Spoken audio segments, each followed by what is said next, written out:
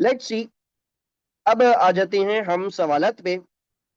अच्छा ये जो है ना, ऑनेस्टली मैं एक बात बताऊं मैं तो थक चुका हूँ ना ये पेपर कर करके।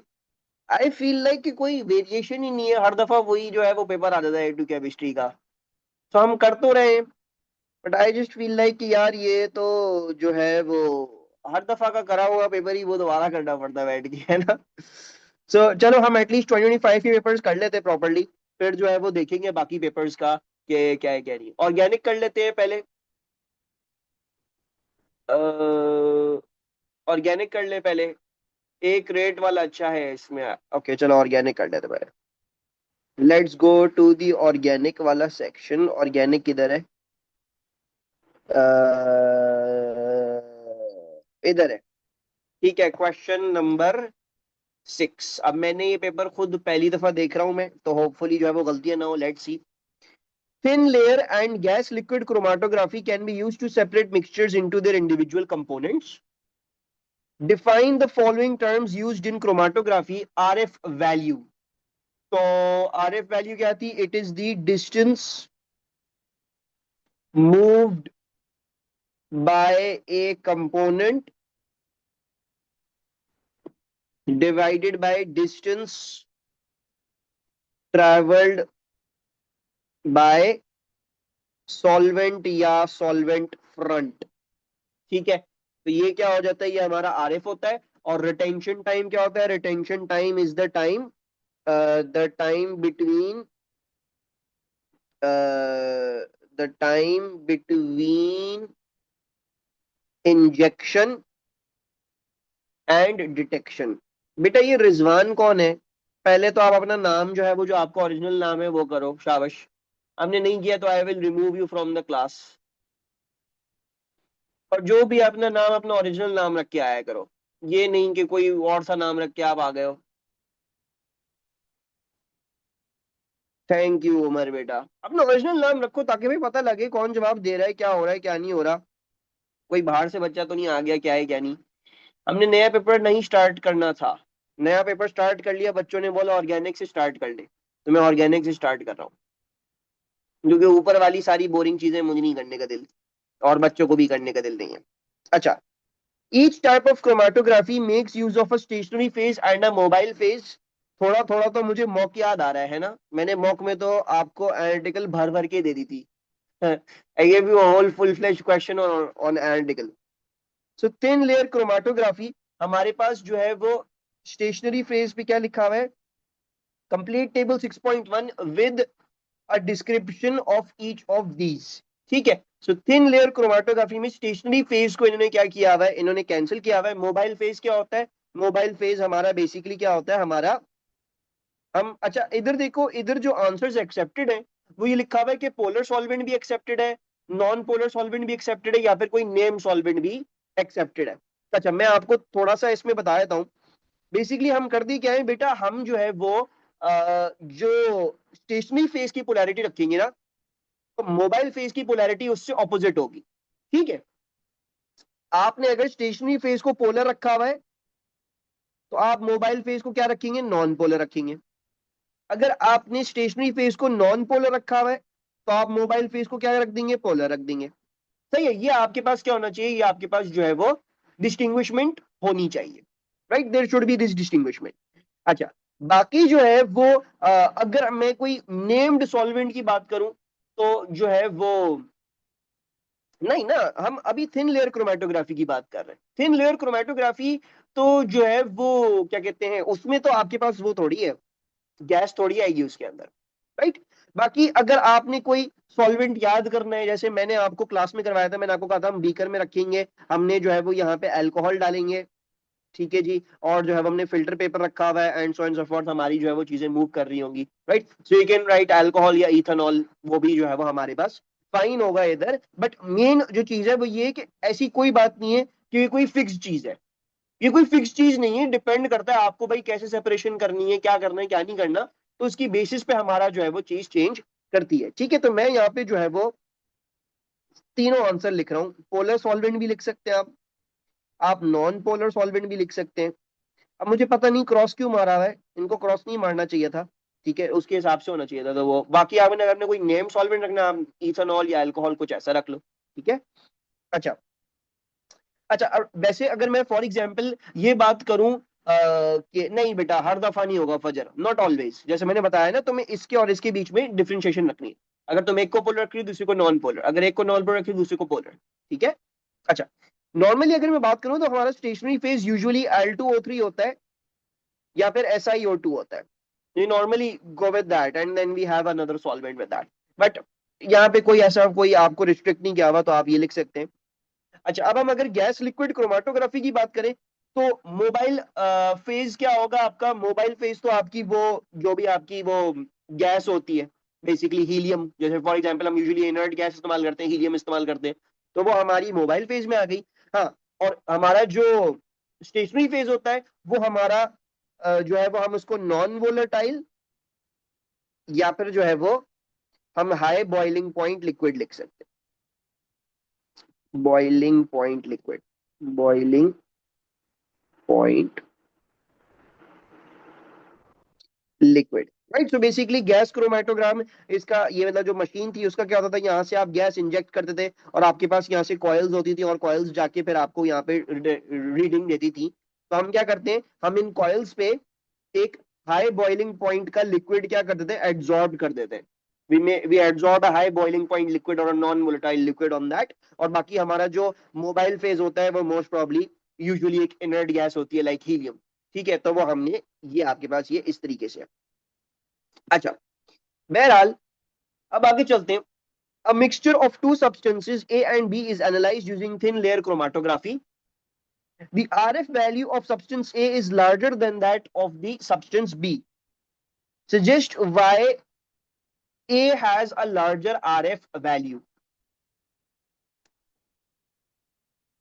Yes. So what can you write? You can write it is more attracted to the mobile phase, या फिर आप ये लिख सकते हैं कि it is more soluble in the mobile phase, ठीक है। आप ऐसे लिख सकते हो। तो मैं इसको कैसे लिख रहा हूँ, मैं इसको लिख रहा हूँ more, A is more soluble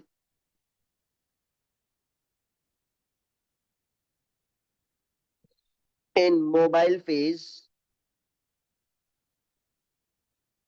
than B, या फिर A is more attracted to the mobile phase than B, या फिर A is less attracted to the stationary phase, या A absorbs less to the stationary phase। इस तरीके से आप लिख सकते हैं। इसकी मार्क स्कीम जरूर चेक कर लीजिएगा, ठीक है। इस वाले सवाल की मार्क स्कीम को जरूर देख लीजिएगा ताकि आपको पूरी तरीके से आइडिया हो जाए। यहाँ पे अनफॉर्चुनेटली बहुत ज्यादा ओपन एंडेड रखा हुआ है। यूजुअली इतना ओपन एंडेड रखते नहीं, आपको बता देते हैं कि भाई आपका मोबाइल फेज पोलर है या नॉन पोलर है, क्या है। तो this is very very very open ended question and they are basically accepting a lot of things over here. मतलब क्वेश्चन देने का कोई फायदा ही नहीं है फिर तो। खैर, बहरहाल, the two isomeric compounds Y and Z are analyzed by proton 1H NMR spectroscopy. Complete table 6.2 to predict the number of peaks observed in the proton 1H NMR spectra for Y and Z। हाँ जी, तो Y में कितनी peaks होंगी? 2 होंगी, right. So what can I do is I can draw a line of symmetry over here। मैंने एक line of symmetry बना ली। तो मेरे पास क्या आ रहा है, अब देखो बेसिकली बाकी मैं क्या कर लूंगा, कार्बन लिख लूंगा, कौन कौन से कार्बन में कितने कितने हाइड्रोजन है। तो ये CH3 होगा, ये जस्ट C होगा, और ये क्या होगा, ये CH2 होगा। सिमिलरली ये भी CH2 होगा, ये C होगा, ये CH3 होगा। सो व्हाट कैन वी सी, ये एक इन्वायरमेंट है हाइड्रोजन की और ये दूसरी इन्वायरमेंट है हाइड्रोजन की। अभी हम कार्बन नहीं कर रहे हैं NMR, ठीक है। तो अगर कार्बन होता तो 3 होती, लेकिन हम कार्बन पे नहीं गिन रहे, हम हाइड्रोजन की इन्वायरमेंट को गिन रहे हैं, राइट। और ये सिमेट्रिकल स्ट्रक्चर है, this is symmetrical to this and this is symmetrical to this. So we have total Y में 2 पीक्स और Z में कितनी पीक्स होंगी? दूसरे का भी 2 ही होगा। Once again we have a line of symmetry lying over here and then similarly क्या है, यहाँ पे CH2 है, यहाँ पे CH3 है। सिमिलरली यहाँ पे भी ये CH2 है, यहाँ पे ये CH3 है। सो वंस अगेन 1 और 1 ये होगा, 2 और ये 2 होगा। लाइन ऑफ सिमेट्री आपके पास दोबारा से एग्जिस्ट करिए 2। Name all the different splitting patterns observed in the proton NMR spectra of Y and Z। तो Y में कौन कौन सी स्प्लिटिंग पैटर्न्स दिखेंगी? 2 सिंगलेट्स, वेरी गुड। सो आपके पास जो ये CH2S का नेबर ये है, इसके पास हमारे पास जो है वो कोई भी नेबर नहीं है, मतलब सॉरी कोई भी हाइड्रोजन नहीं है इस कार्बन के ऊपर। सो देयरफॉर ये बिल्कुल भी स्प्लिटिंग कॉज नहीं करेगा इसकी, एंड सिमिलरली इसका नेबर भी यही कार्बन है, तो ये भी कोई इसकी स्प्लिटिंग कॉज नहीं करेगा. So we are going to write to singlets. And then Z के लिए क्या होगा? Triplet and quadruplet. Yes. So what can we see? We can see इसका नेबर कौन है? इसका नेबर ये. तो ये 3 हाइड्रोजन रखता है, तो 3+1 की स्प्लिटिंग हो जाएगी, क्वाड्रुपलेट हो जाएगी एक की. और दूसरे वाली की क्या हो जाएगी? इसका नेबर ये है, इसके ऊपर 2 हाइड्रोजन है, सो 2 हाइड्रोजन 2+1 कर दूंगा तो मेरे पास ट्रिपलेट आ जाएगी. सर वाई में won't the centre hydrogen cause a triplet? Okay, here is the thing that we need to discuss. देखो, ये वाली एनवायरनमेंट और ये वाली एनवायरनमेंट सेम है, सही है? ये दोनों एनवायरनमेंट सेम है. आप ये नहीं करेंगे कि आपने इसको एज अ नेबर कंसिडर करके इसकी स्प्लिटिंग कॉज करवा दी, ये नहीं होगा. These both are basically one singular environment. So you will see what is the neighbor of this one singular environment. So इसका neighbor ये तो कोई भी किसी भी कार्बन के पास क्या है? वो नहीं है आपके पास हाइड्रोजन. तो देयरफॉर इसकी क्या है? इसकी सिंगुलरिटी होगी. ठीक है. फिर देखो, इसको देखो. जब मैं इसको देख रहा हूं तो मैं इसको अकेले नहीं देख रहा, बल्कि इन दोनों को मिला के देख रहा हूं. ये दोनों एक इन्वायरमेंट है, राइट? मैं ये नहीं करूंगा कि जैसे आपने क्या यार, यहाँ पे CH2 है, इसके बराबर में CH2 है तो इसकी ट्रिपलेट रहेगी. नहीं, ये दोनों एक ही इन्वायरमेंट थी. ठीक है बेटा? और जब इनको भी देखोगे CH3 वालों को, तो ये भी एक इन्वायरमेंट, इनको भी एक ही करके देखोगे, अलग अलग नहीं करके देखोगे. सही है? ये इस तरीके से आ गया. Confusion clear? Any problem? Right. एक तो मुझे ये सवाल पूछते हैं बच्चे, जवाब नहीं देते. इतना सवाल पूछ के जवाब तो दे दिया करो. मासूम सा मैं बच्चा हूँ, इतनी मुश्किल से मैं एक्सप्लेन करता हूँ, बच्चे इग्नोर मार देते. State the relative acidities of bromo ethanoic acid. BrCH2COH की करनी है, क्लोरो इथेनोइक एसिड की करनी है, इथेनोइक एसिड की करनी है, और इथेनॉल की करनी है. मोस्ट एसिडिक कौन होगा? यस, क्लोरो होगा, ClCH2COOH. और फिर ब्रोमीन होगा. ठीक है जी, ब्रोमीन CH2COOH. फिर आपका इथेनोइक एसिड होगा, CH3COOH. एंड देन फाइनली आपके पास क्या हो जाएगा? आपका इथेनॉल हो जाएगा. ठीक है, सब कुछ हमने जब स्ट्रक्चर में लिखा था उसको भी स्ट्रक्चर में लिख देते हैं, CH3CH2OH. बाकी आपको सब ये आता ही है लिखना, है ना? तो यू ऑल ऑलरेडी नो कि हम इसको कैसे लिखेंगे. हम ये लिखेंगे क्लोरीन ज्यादा इलेक्ट्रॉन विदड्रॉइंग है then bromine, so therefore OH bond बहुत ज्यादा वीक हो जाता है, easier to break and easier to release an H+. फिर Br और CH3COH, Br इलेक्ट्रॉन विदड्रॉइंग है. ठीक है, यहाँ पे हमारे पास कोई इलेक्ट्रॉन विदड्रॉइंग ग्रुप नहीं है, या आप ये बोल सकते हो कि CH3 अपनी इलेक्ट्रॉन डेंसिटी पुश करता है उस तरफ, तो आपका OH बॉन्ड स्ट्रॉन्गर हो जाता है, डिफिकल्ट टू ब्रेक. बाकी आप इधर लिख दोगे कि यहाँ पे हमारे पास जो है वो 2 अल्काइल ग्रुप्स हैं जो क्या कर रहे हैं, उधर इलेक्ट्रॉन डेंसिटी अपनी पुश कर रहे हैं और उसको स्टेबलाइज कर रहे हैं मजीद. ठीक है, तो हम इसको लिख लेते हैं अब. Let's write this down. Ethanol is least acidic as it has an ethyl group pushing electron density towards the OH bond, making it stronger and difficult to break and release H+. अब देखो, मैंने इतनी बड़ी line ले ली है ये बताने के लिए कि भाई OH बॉन्ड जब स्ट्रॉन्गर होता है तो डिफिकल्ट टू ब्रेक और रिलीज H+ है, राइट? आगे चलें. We have literally written it 1000 times. छोड़ दूं, आगे चलूं? Okay, wow. समझदार हो गए मेरे बच्चे. बच्चे कह रहे हैं सर छोड़े, 5 बार नहीं करने दफा. ओके, चलो दफा कर दिया हमने, अब उसको वर्बली डिस्कस कर लिया तो छोड़ देते. Figure 7.1 shows the reaction of methyl benzene and ethane dioic acid with KMnO4. Predict the major carbon containing product for each of these reactions. हाँ जी, what will be major? Benzoic acid. So we put benzoic acid. COOH। फिर Ethan dioic acid, what acidified KMnO4।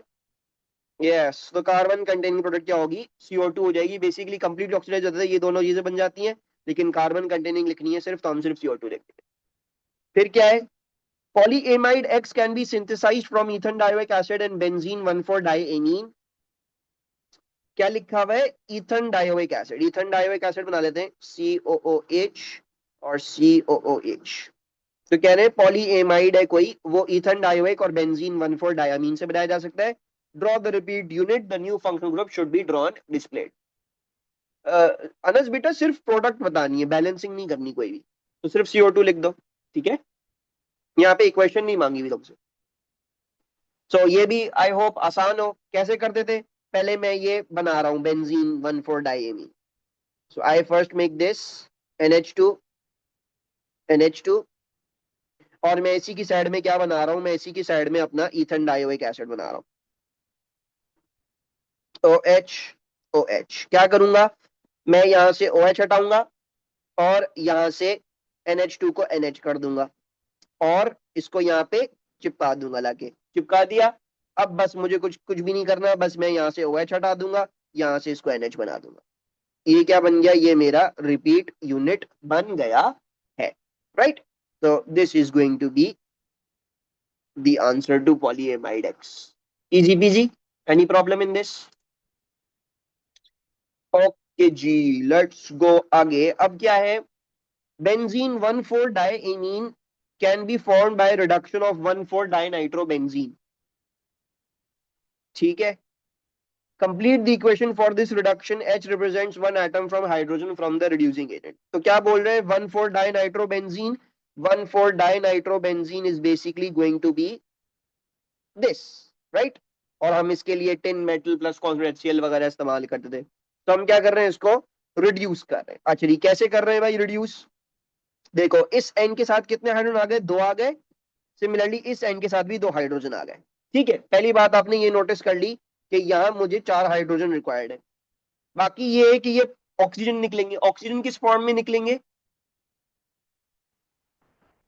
H2O। ठीक है, oxygen जब भी मैं हटाऊंगा तो मैं उसको पानी के फॉर्म में यहाँ पे निकाल दूंगा, तो पानी के फॉर्म में। अब देख लो कितने ऑक्सीजन है, 4 ऑक्सीजन है। सो अगर मेरे पास 4 ऑक्सीजन है तो 4 2 जा 8, यहाँ पे मेरे मुझे ये करना पड़ जाएगा, यानी बेसिकली 4 ऑक्सीजन है, सो देयरफॉर 4 की मैंने ऑक्सीजन को बैलेंस कर लिया। ठीक है, ये कर लिया। बाकी हमने हिसाब लगा लिया था कि यहाँ 4 हाइड्रोजन रिक्वायर्ड है, यहाँ पे 4 2 जा 8 हाइड्रोजन रिक्वायर्ड है। सो 4 + 8 = 12 is the hydrogen की balancing over here, right। any problem in this, no, okay।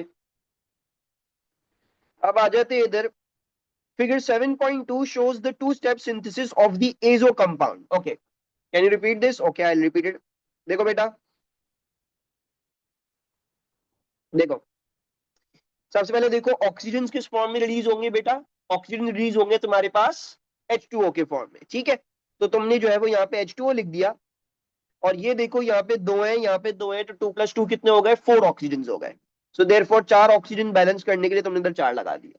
ठीक है, अब बाकी तुम ये देख लो कि तुमने इस N के साथ यहाँ 2 हाइड्रोजन और ऐड किए, और इसके साथ भी यहाँ पे 2 हाइड्रोजन ऐड किए। सो बेसिकली इस स्ट्रक्चर की भी तुम्हारे पास रिक्वायरमेंट क्या है, 4 हाइड्रोजन की।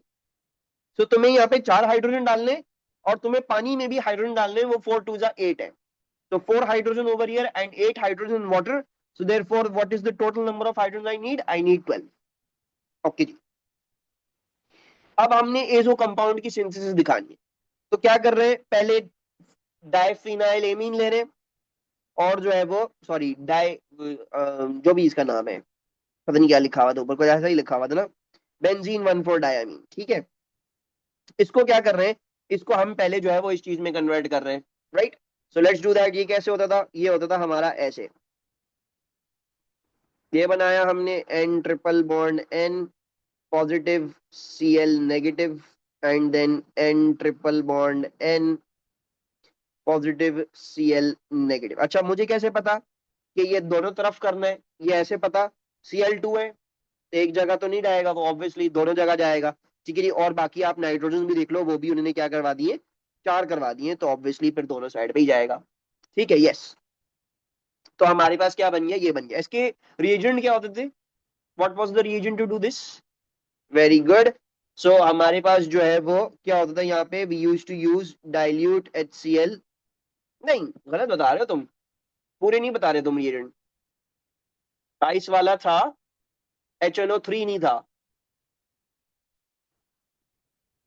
HNO2 था। Very good Anas, the underdog has given the correct answer. यहाँ पे हम HNO2 और HCl इस्तेमाल करते हैं, और 5 डिग्री सेल्सियस जो है वो हम यहाँ पे हमारा टेम्परेचर होता है। या तो आप ये कर सकते हैं, या फिर आप इन सिचू क्या करते थे, इन सिचू HNO3 और NaNO2 को रिएक्ट करते थे और HCl डाल देते और 5 डिग्री सेल्सियस कर देते। Either you could have done that, right. But ज्यादा कॉमन MS में ये है, तो सीधा सीधा HNO2 लिखो, लंबी नहीं करो, ठीक है। ये इन सिचू वाली चीज छोड़ दो। तो आपके पास ये होते हैं इसके रिएजेंट्स। अच्छा, बल्कि दोनों ही लिखे हुए हैं MS में, दोनों लिख सकते हो, ठीक है। अच्छा, और actually you don't even need that, इसको हम छोड़ सकते हैं। अगर मैं, ओ भाई कहाँ जा रहे हो भाई तुम, ये जो है वो जब मैं HCl डाल ही रहा हूँ तो मुझे एक्स्ट्रा कोई HNO3 एसिड की जरूरत नहीं है, यही है बस रीजन, ठीक है। अच्छा, ये आ गया। अब क्या कर रहे हैं, अब हम इसको इसके साथ रिएक्ट कर रहे हैं। अच्छा, you can clearly see C18 हो गए। सो लाजिमन क्या होगा, यहाँ से 6, यहाँ से 6, यानी दोनों साइड पे ये आपका बन रहा होगा basically azo dye, right. It will be becoming an azo dye from both sides, right. So जो है वो हम इसको लिख देते हैं, ये आ गई हमारी बीच की। फिर ये आ जाएगा हमारे पास N double bond N, and like this OH, and then similarly N double bond N, and then like this। सही है। तो हम, यस, बेसिकली हमने फिनॉल क्या करना है, बोथ एंड्स पे क्या कर देना है, अपने पास यहाँ पे लगा देना है। N डबल बॉन्ड की जगह N2 लिख सकते। यार मैंने ज्यादातर मार्क्स स्कीम में ये यही देखा हुआ है, आई हैव सीन, क्या कहते हैं, N डबल बॉन्ड ही N2 बहुत रेयर लिखा जाता है। N2 लिखा जाएगा ना तो ज्यादातर यहाँ पे लिखा जाएगा, अगर तुमने N2 प्लस लिखना हो, वो भी कुछ कुछ मार्क्स स्कीम्स में, हर मार्क्स स्कीम में नहीं होता। ज्यादा बेटर ये है कि तुम बॉन्ड्स दिखाओ इधर, वो दिखाना होता है हमें, ठीक है। अच्छा, suggest structures, give the reagents, हमने रिएजेंट्स ऑलरेडी दे दिए थे। क्या दिए थे हमने, HNO2 plus HCl plus 5 degree Celsius, ठीक है। आप ये भी लिख सकते हो। स्ट्रक्चर थोड़ा बॉक्स से बाहर हो गया तो चलेगा, हाँ भाई जगह ही नहीं है, मैं कहाँ बनाऊँ उसको बैठ के, मैं ये चीटिंग कर सकता हूँ। थोड़ा सा बाहर हो जाए कोई मसले की बात नहीं है, ठीक है। जाहिर बात है एग्जाम में कभी कभार, लेकिन इसलिए बोलता हूँ पेंसिल से बनाओगे तो फायदे में रहोगे, ठीक है। Sir I promise I am getting A और A star in chemistry, so you can stop calling me under dog. ओहो, माशाल्लाह माशाल्लाह, चलो इंशाल्लाह। आई एम होपिंग, अगर तुम्हारा A स्टार नहीं आया, मैं तुम्हें अपनी जायदाद से आग कर दूंगा। अच्छा, in the electrophilic substitution of different substituents, substitute and directions, describe the directing effect of NO2 group, explain your answer। So NO2 directs to 3 position as it is an electron withdrawing group, ठीक है। वो groups जो electron withdraw करते हैं वो 3 पे direct करते हैं, ठीक है। 1 1 3 नहीं लिखो, क्योंकि 1 पे तो कोई ना कोई चीज, 1 तो खुद ही अटैच्ड होगा ना, ये 3 डायरेक्टिंग होगा, 3 5 डायरेक्टिंग लिखो, ठीक है। 3 के आगे अगर 5 लिखना है तो वो ज्यादा बेटर है, 1 3 नहीं होगा, 1 पे तो ये खुद है, ठीक है। So NO2 will direct to 3 position, और क्यों होगा, बिकॉज इलेक्ट्रॉन विदड्रॉइंग ग्रुप, जितनी इलेक्ट्रॉन विदड्रॉइंग है वो 3 पे भेज दे, और जितने इलेक्ट्रॉन डोनेटिंग है वो आपके 2 4 6 पे भेजते हैं, ठीक है। आपकी वर्कशीट में एक सवाल भी था बाय द वे कि ये क्यों होता है। If you remember the worksheet में आपको एक हुआ था, आपको दिखाया हुआ था कि कैसे कार्बोकेटायन की बेसिस पे होता है बेसिकली, ये कौन सा कार्बन कार्बोकेटायन बन रहा है, which is more stable and फलाना का ब्ला ब्ला, बट वो आएगा अगर ऐसा सवाल, तो वो ऑब्वियसली फिर एग्जामिनर पूरी सपोर्टिंग डिटेल्स आपको सारी देगा। ये इतनी इंफॉर्मेशन बस आपने बेसिकली ये समझना है। आपको ये ऑर्थो पैरा मेटा पोरो ये जो भी होते हैं सारे ये नहीं पता होंगे। द नाइट्रेशन ऑफ ए।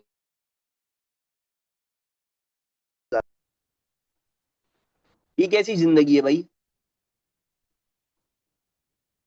कितना पढ़ लिया हमने। Is the voice lagging, sir you became two x speed. Oh god, is it better now या it still lagging? It's better. Better का मतलब ये है कि नॉर्मल हो गई है या अभी भी लैग हो रही है इसमें? ओके। सो जो है वो हो गया होगा, कनेक्शन ड्रॉप हो गई होगी बीच में, मैं दोबारा से बताता हूँ। ये तो हो गया था ना, इसके तो बाद ही हुई है ना लैग। हाँ, तो मैं ये बोल रहा था कि ये तो इक्वेशन तो आपको आती है ना, ये तो आपने याद ही करनी है, राइट। तो मैं यही बोल रहा था कि ये तो मुझे आसान लग रहा है पेपर, इसमें कुछ मुश्किल ही नहीं है। ये भी पता नहीं, और तो ऑर्गेनिक ऐसी लग रही है, ऐसी आराम आराम से हम कर रहे हैं, राइट। तो ये हमारी इक्वेशन हो गई NO2 प्लस इलेक्ट्रोफाइल की फॉर्मेशन की। Carbon carbon bond formation is an important reaction in organic synthesis. Sir can we be asked type question for Cl और Br? यस, ये ना। तो तुम, अच्छा ये जो है वो, हाँ, परिवर्तन बेटा, yes, the same question can be asked for chlorine और ब्रोमीन। ठीक है, तो आपने क्या लिखना है? आपने लिखना है क्लोरीन डायरेक्ट टू 246 पोजीशन। मैं फिर से लैग हो गया I think. Sir whenever you start to explain voice चली जाती यार। सर वॉइस कंप्यूटर से लगा ले, नहीं वॉइस कंप्यूटर से नहीं, मुझे बाहर बैठना पड़ेगा जाके, मेरा दिल नहीं है। खैर अभी बताओ, अभी सही है? अभी मैं खड़े होके क्लास ले लेता हूँ यहाँ पे। अच्छा, so what I was saying, आप ये लिख दोगे कि आप क्लोरीन या ब्रोमीन के लिए क्या लिख दोगे, आप ये लिख दोगे कि it directs to 246 position as, अच्छा, नॉर्मली हम क्लोरीन और ब्रोमीन को इलेक्ट्रॉन डोनेटिंग नहीं कहते, लेकिन उस केस में क्या होता है, उस केस में ये होता है कि क्लोरीन या ब्रोमीन के अंदर आपके पास क्या होता है, आपकी जो वो होती है ना, वो आपका जो लोन पेयर होता है, हाँ, वो क्या कर जाता है, वो आपकी बेंजीन रिंग के ऊपर डीलोकलाइज कर जाता है, तो वो उस केस में क्या कर रहा होता है, आपके पास इलेक्ट्रॉन डोनेट ही करता है वो बेंजीन से। फिर से लैग हो रही है यार, ये क्या बकवास है यार। अच्छा, हम कल ये क्वेश्चन कर रहे थे जो बहुत ज्यादा पता नहीं लैग कर रहा था बीच में। So hopefully we can complete the organic part today, and थोड़ा सा इनऑर्गेनिक पार्ट भी कर लेंगे।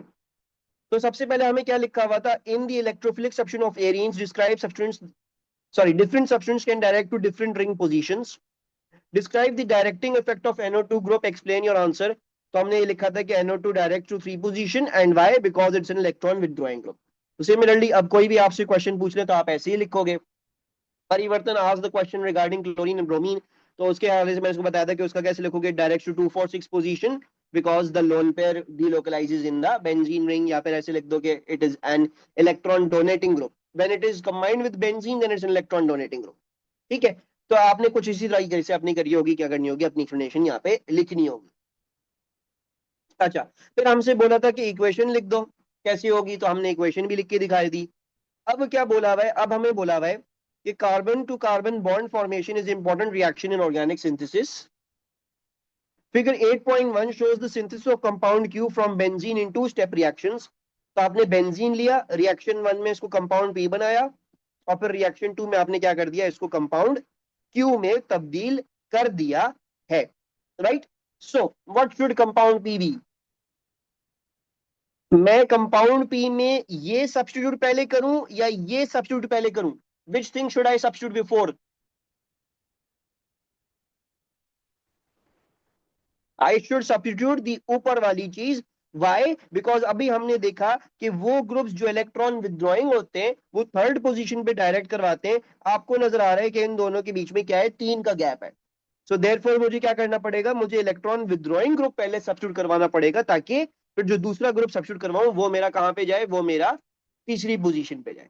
ठीक है, तो हम ये जो है वो यहाँ पे इसको कर लेते हैं, और जो है वो लेट्स डू दैट। सो ये क्या आ गया मेरे पास, ये आ जाएगा मेरी बेंजीन रिंग, और जो है वो ये आ गया मेरा ये। ठीक है, तो ये क्या, यार इतना गंदा क्यों बनाई है? Why does this look like अ कीड़ा मकोड़ा? आई वांट अ कीड़ा मकोड़ा, आई वांट अ प्रॉपर। तो ये और ये इस तरीके से बन गया, ठीक है। तो ये मेरे पास बन गया है। अच्छा जी, और जो है वो आगे चलते हैं। Draw the structure compound P कर दिया। Suggest reagents and conditions for reactions 1 and 2। Reaction 1 का रिएजेंट क्या होगा? अल्काइलेशन नहीं है, इथेनॉइल क्लोराइड है। यस, कैसे कर देते? जो भी चीज आप सब्स्टिट्यूट कर रहे हैं वो कैसे करेंगे, आप यहां से हटा के सीधा Cl लगा दें। तो ये क्या बन जाएगा? ये इथेनॉइल क्लोराइड बन जाएगा, यानी बेसिकली CH3COCl बन जाएगा। प्लस AlCl3 डालना पड़ेगा हमें, ठीक है। और जो है वो we also require little bit of heating, right? हल्की सी हीटिंग भी रिक्वायर्ड होती है, बट वो यहाँ पे आंसर नहीं लिखा हुआ। अच्छा, फिर रिएक्शन टू क्या है? रिएक्शन टू हमारे पास क्या है? हमने जो है वो यहाँ पे ये जो है वो सब्स्टिट्यूट करना होगा। तो ये क्या है? ये बेसिकली ये होगा, like this. So what is this? This is basically going to be 1 2 3 CH, और फिर ये CH3, और फिर ये CH3। So I can write it like this, CH3 2CHCl, ठीक है। ये, ओ सॉरी, हाँ, नाइट्रेशन फलाना ढिमका, कार्बन कार्बन बॉन्ड फॉर्मेशन, ये कैसी अजीब सी मार्क स्कीम है भाई। खैर, बहरहाल तो ये हमारे पास जो है वो हमारा ये वाला हो जाएगा। मार्क स्कीम में सिर्फ ब्रोमो वाला जो है वो उन्होंने लिखा हुआ है, बट क्लोरो वाला भी आप कर सकते हैं, इसमें कोई वो नहीं होती, कोई गलत बात नहीं होती। मैं क्लोरो की करना चाहूँ, क्लोरो के थ्रू करूँ, ब्रोमो के थ्रू करूँ, मेरी मर्जी होती है। खैर, तो दिस इज दी हमारे आंसर्स जो यहाँ पे हमारे पास आ जाएंगे, ठीक है। Any problems? अच्छा जी, अब आगे आ जाते हैं। अब क्या लिखा हुआ है? सेपरेट सैंपल्स ऑफ दिस, यानी बेंजीन के साथ ब्रोमीन अटैच्ड है, ब्रोमो बेंजीन, एंड दिस, ठीक है। यानी बेसिकली एक ये, और दूसरा वाला क्या है? दूसरा वाला जो है वो हमारे पास ये है। यानी एक ब्रोमो बेंजीन है, और एक क्या है? एक आपका, इसको क्या बोलेंगे? इसको ब्रोमो बेंजीन बोलेंगे, क्या बोलेंगे? What function group does it have? This one, the other one, halogeno alkane. Very good सबूत। So it is a halogeno alkane, क्योंकि अब जो है वो हमारा ब्रोमीन डायरेक्टली कनेक्टेड नहीं है हमारी उसके साथ, बेंजीन के साथ, बल्कि एक अल्काइल चेन के साथ कनेक्टेड है। तो ये हैलोजेनो अल्केन बन गया। So they are adding to AgNO3। State the expected observations, if any. Explain your answer. So, will bromobenzene give any observation? No, because bromobenzene will be similar to chlorobenzene, है ना? तो chlorobenzene भी inert होता है, तो ये भी inert होगा। So we will say no reaction, no change, या नो रिएक्शन, या नो पीपीटी। एंड ये कैसे पीपीटी देगा? क्रीम पीपीटी देगा, यस। ये हमें जो है वो क्रीम पीपीटी देगा। जुआ बेटा, एक बात बताओ, ये तुम लेट भी आती हो, और मुझे एक बात बताओ, ये फिजिक्स फिजिक्स पढ़ने का मूड नहीं है तुम्हारा, है? सिर्फ तुम मुझे केमिस्ट्री क्लास में दिखती हो। Sir, what about pale yellow? बेटा, येलो आयोडाइड के होते हैं, ठीक है, ये सिल्वर आयोडाइड की होती है। मंडे से तुम मुझे क्लास में दिखनी चाहिए हो, वरना मैं जो है वो तुम्हें केमिस्ट्री में नहीं आने दूंगा। ये जो तुम अप्रोच लेके चल रही हो, जो आसान सब्जेक्ट है वो जो है वो तुम उसकी मजे मजे से पास पेपर कर रही हो, और दूसरा जो मुश्किल सब्जेक्ट है उसको छोड़ रही हो ना, ये बड़े गले पड़ेगी तुम्हारी चीज। Sir, she also joins bio as well. अच्छा, मिस जोहा से मुझसे ज्यादा प्यार है। देख लो भाई, जिन बच्चों को हमने पढ़ा लिखा के जो है वो अक्टूबर नवंबर क्लियर करवाया, ये बच्चे हैं हमारे साथ ये जुल्म कर रहे हैं। खैर, बहरहाल, अच्छा, इसकी एक्सप्लेनेशन क्या होगी? मतलब ऐसे ही बता दो एक्सप्लेनेशन क्या होगी।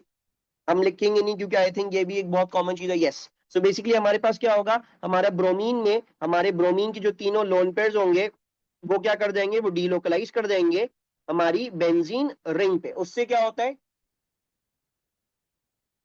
लोन पेयर्स जब डीलोकलाइज करते हैं तो उससे क्या होता है? क्यों नहीं फिर ये टूटता bond?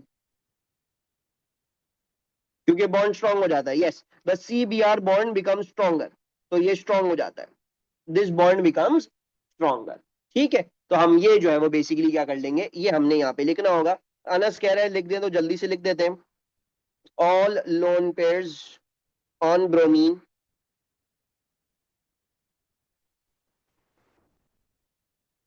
delocalize in the pairing, making the CBr bond very strong and difficult to break. Last year मेरे पास अनस जैसे बच्चे बहुत सारे थे। जैसे अनस इतना परेशान करता नहीं है, अनस पढ़ता थोड़ा कम है, लेकिन जो है वो क्या कहते हैं, लास्ट ईयर जो मेरे बच्चे थे ना, वो बहुत सवाल पूछते थे। इतने सवाल पूछते थे, मेरा तो जो है वो दिमाग खराब हो जाता था, मतलब मैं पागल हो जाता था उनको पढ़ाते पढ़ाते। इस दफा मैं तुम लोगों को केमिस्ट्री पढ़ा रहा हूँ, मुझे कोई मसला नहीं हो रहा, मुझे तुम लोगों को कुछ भी नहीं बताना पड़ता, तुम लोग कहते हो सर ये भी आता है, ये भी आता है, ये भी पता है, ये भी सही है, okay, which is very nice. So I do feel like के you are most probably the best A2 chemistry batch I have had. मतलब अगर मैंने अपने 3 A2 केम बैचेस को कंपेयर करूं, क्योंकि I think I started teaching A2 came in 2024 if I am not wrong, 24, 2025 and 2026. So I would say this batch is the best. I like this batch. ये सबसे मेरा फेवरेट बैच है, क्योंकि इनको सबसे अच्छा पढ़ाया भी मैंने, मतलब I have taught them the best and they have understood everything very very well. ठीक है। एक इस ये वाला बैच भी बहुत अच्छा था, इसमें बहुत सारे अच्छे अच्छे बच्चे थे, बिल्कुल भी परेशान नहीं करते, और बहुत सारे अच्छे स्टूडेंट्स थे, जो पढ़ते बहुत अच्छे थे और बहुत ब्रिलियंट थे। उनमें से मुझे एक स्टूडेंट हमेशा याद आती है, हाला। हाला, I am really happy with हाला। हाला जो है वो टर्की में fully paid scholarship, I think she is doing medical, हमने इंस्टाग्राम पे भी डाला था। तो वो अल्मा भी थी। अल्मा अल्मा बेसिकली 2023 में उन्होंने एएस दिया था, 2024 में उन्होंने जो है वो जो है वो A2 अपना दिया था। उस टाइम में तो बहुत सारे और बच्चे थे, अब मैं नाम लूंगा तुम लोग कहोगे पता नहीं किन किन के नाम ले रहे हैं, लेकिन उस टाइम में there was a lot of students. Iqra थी, मानूर थी, माहम थी, इतने सारे बच्चे थे, मुझे ये याद आते हैं। तो मुझे जो है वो A2 केमिस्ट्री 24 भी पढ़ाने में बहुत मजा आया था, एंड 26 में भी आई फील लाइक वो अच्छा हमारा बैच गया। 25 वाला ना बहुत पूर्ण मगज बैच था। सर हमारे बैच में किसको याद करेंगे, ओहो अभी नहीं बता रहा, वरना फिर तुम लोग जो है वो फैल जाओगे। Acyl bromides react readily with H2O, इंशाल्लाह इंशाल्लाह। The mechanism of this reaction is similar to that of the reaction of H2O with acyl chlorides. Name the mechanism of this reaction. Addition, elimination. Addition, elimination. अच्छा जी, ये क्या हो गया मेरे N को। Complete the mechanism in figure 8.2 for the reaction of ROCBr, RCOBr with H2O. Include all La La La La, okay, include कर देते हैं। दो रिएक्शन, दो मैकेनिज्म पूछे हुए भाई इस हमें इसके अंदर। तो हम क्या करेंगे, हम इसके ऊपर लोन पेयर बनाएंगे, इसको डेल्टा पॉजिटिव करेंगे, इसको डेल्टा नेगेटिव करेंगे, राइट। एंड फिर ये क्या होगा, ये इसको जाके हमारे पास अटैक कर देगा, राइट। देन व्हाट हैपेंस, अच्छा और दूसरा ये भी अपना बॉन्ड वापस लेता है, राइट, दैट बॉन्ड भी वो अपना वापस लेता है। तो हमारे पास क्या होता है, हमारे पास ये बन जाता है CO lone pair negative, and यहाँ पे ब्रोमीन, यहाँ पे ब्रोमीन, और यहाँ पे OH। अच्छा जी, फिर क्या होता है, ऑब्वियसली हमारे पास पहले शुरू में कोई भी ओवरऑल चार्ज नहीं था, ठीक है। तो जो है वो यहाँ पे नेगेटिव अगर हम दिखाए तो पॉजिटिव यहाँ पे दिखाते हैं हम, ताकि हमारा ओवरऑल चार्ज वही रहे, जीरो ही रहे। एंड बाकी इसके अलावा हम क्या करते हैं, हम फिर ये करते हैं कि हम इस लोन पेयर से वापस से कार्बन को अटैक करवाते हैं, और क्योंकि हम हमेशा हाइड्रोजन के साथ ही बदमाशी करते हैं, तो बेचारे हाइड्रोजन को लावारिस करके बाहर फेंक देते हैं फिर, और बाकी ये भी हम निकाल देते हैं, हम ब्रोमीन को भी निकाल देते हैं। सो बेसिकली क्या हो जाएगा, ये ब्रोमीन और हाइड्रोजन कंबाइन करके HBr बन जाएंगे, ये डबल बॉन्ड आपका रिस्टोर हो जाएगा, और बाकी आपकी प्रोडक्ट यहाँ पे क्रिएट हो जाएगी। ठीक है, ये भी रट्टे वाली चीज है, तो ये सही तरह से देख के जाना सारे मैकेनिज्म। ठीक है, स्पेसिफिकली A2 वाले तो बहुत अच्छे तरीके से देख के जाने हैं, क्योंकि ये आते हैं, आपको पता होगा, आपने हमने अभी तक जितने भी पेपर्स किए हैं उसमें हमारे पास ये वाला मैकेनिज्म तो आया ही था, ये वाला, इस वाले का इलेक्ट्रोफिलिक सब्स्टिट्यूशन का, ये पहली दफा आ गया ये एडिशन एलिमिनेशन वाला। ठीक है, अच्छा, एनी प्रॉब्लम्स बेटा in this question, I think, अच्छा नहीं है, आखिरी सवाल ही का, ओके। अब आ जाते हैं इधर, explain why amides are much weaker bases than amines. Sir arrow from C to Br नहीं लगाएंगे, ओ मिट गया वो, लगाना लगाया तो था, पता नहीं मिट गया वो गलती से, ये लगाना है वो मिट गया, आई डोंट नो, गायब हो गया एरो। ये भी लगेगा, C2Br नहीं होगा, इस बॉन्ड से Br तक होगा। ठीक है, अच्छा अब देते हैं आगे। Explain why amides are much weaker bases than amines. तो मैं ये लिख नहीं रहा क्योंकि आई होप हम ऐसे सवाल बहुत ज्यादा कर चुके हैं। तो इसका आंसर क्या होता है, इसका आंसर ये होता है कि हमारा जो सी डबल बॉन्डो होता है वो NH2 से क्या करता है, इलेक्ट्रॉन डेंसिटी खींच के इसके लोन पेयर को अपने ऊपर डीलोकलाइज कर देता है ना। It pulls the lone pair and delocalizes it over its own self. So उसकी वजह से it is unavailable to form a dative bond to H plus, right? तो ये हमारे पास क्या हो गया, ये हमने बात लिखनी होगी, एमीन्स में वो लोन पेयर अवेलेबल होता है ऑब्वियसली। ठीक है, तो वो आप लिख दीजिएगा यहाँ पे 2 मार्क्स के लिए। Figure 9.1 shows the preparation of 2-phenyl ethyl amine by 3 different routes। अच्छा जी, हमारे पास 2-phenyl ethyl amine है, हम इसको 3 different रूट से प्रोड्यूस कर रहे हैं। पहला रूट आपको ये दिया हुआ है, आपने एमाइड को रिएक्शन 1 के थ्रू क्या कर दिया, फिनाइल एमीन में तब्दील कर दिया। क्या है reaction 1, what have you done in reaction 1, reduction, right. So this is reduction, very good.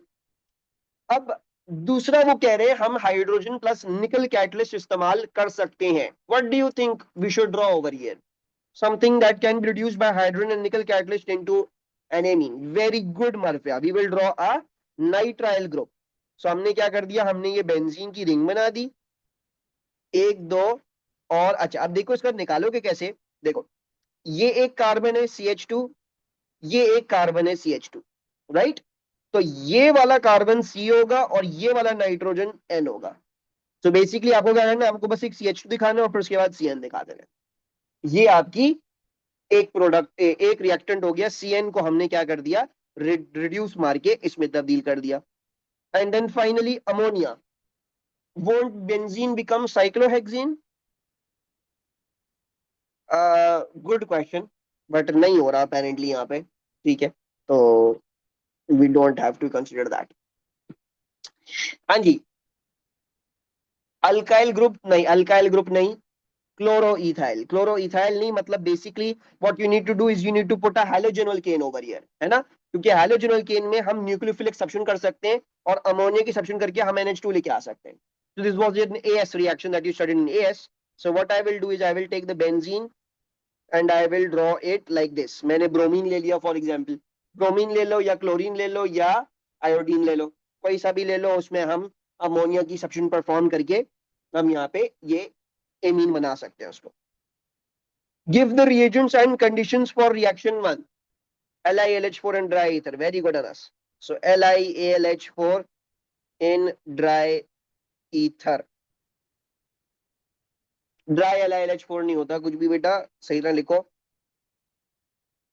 Figure 9.2 shows compound H which is a useful starting material in organic synthesis।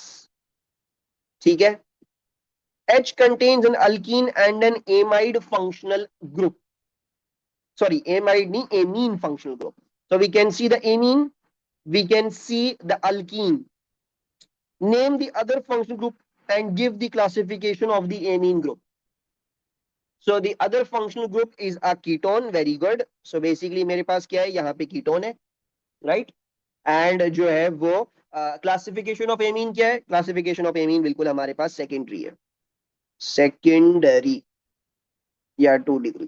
ठीक है, बेसिकली देख सकते हो इसके साथ 2 बॉन्ड लगे हुए।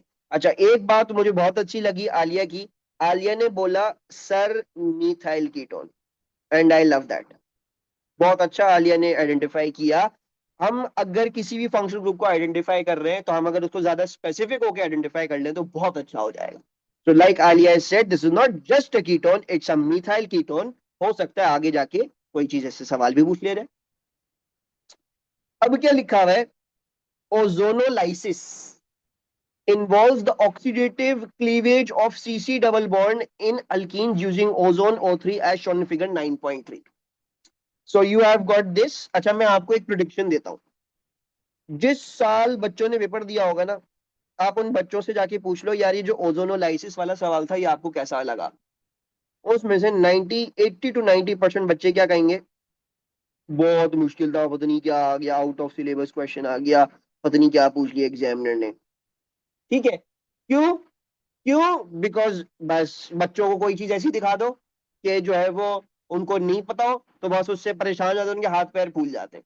और अभी आप क्वेश्चन करेंगे तो आपको नजर आएगा कि ये कुछ ऐसी बहुत ज्यादा कोई मुश्किल चीज नहीं होगी, and we should be able to that. लेकिन बस बच्चों को डराना जो है वो सीआई वालों को बहुत आसानी से आता है। तो आपको क्या दिया हुआ है? आपको ये दिया हुआ है, ये आपके पास एक डबल बॉन्ड है, और डबल बॉन्ड के ऊपर ये R1 R2 लगे हुए, R3 R4 लगे हुए।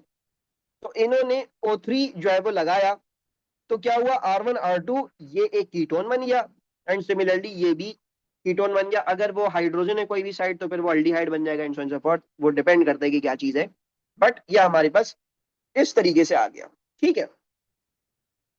Figure 9.4 shows the first step in this reaction, which involves the formation of an ozonide intermediate. So they are showing the first step in the reaction. इसमें क्या form हो रहा है? इसमें ओजोनाइड इंटरमीडिएट फॉर्म हो रहा है। ठीक है। थोड़ा थोड़ा आपके भी हाथ पैर फूल रहे होंगे ये देख के, ये क्या गंदगी है। ठीक है, डरने की जरूरत नहीं है।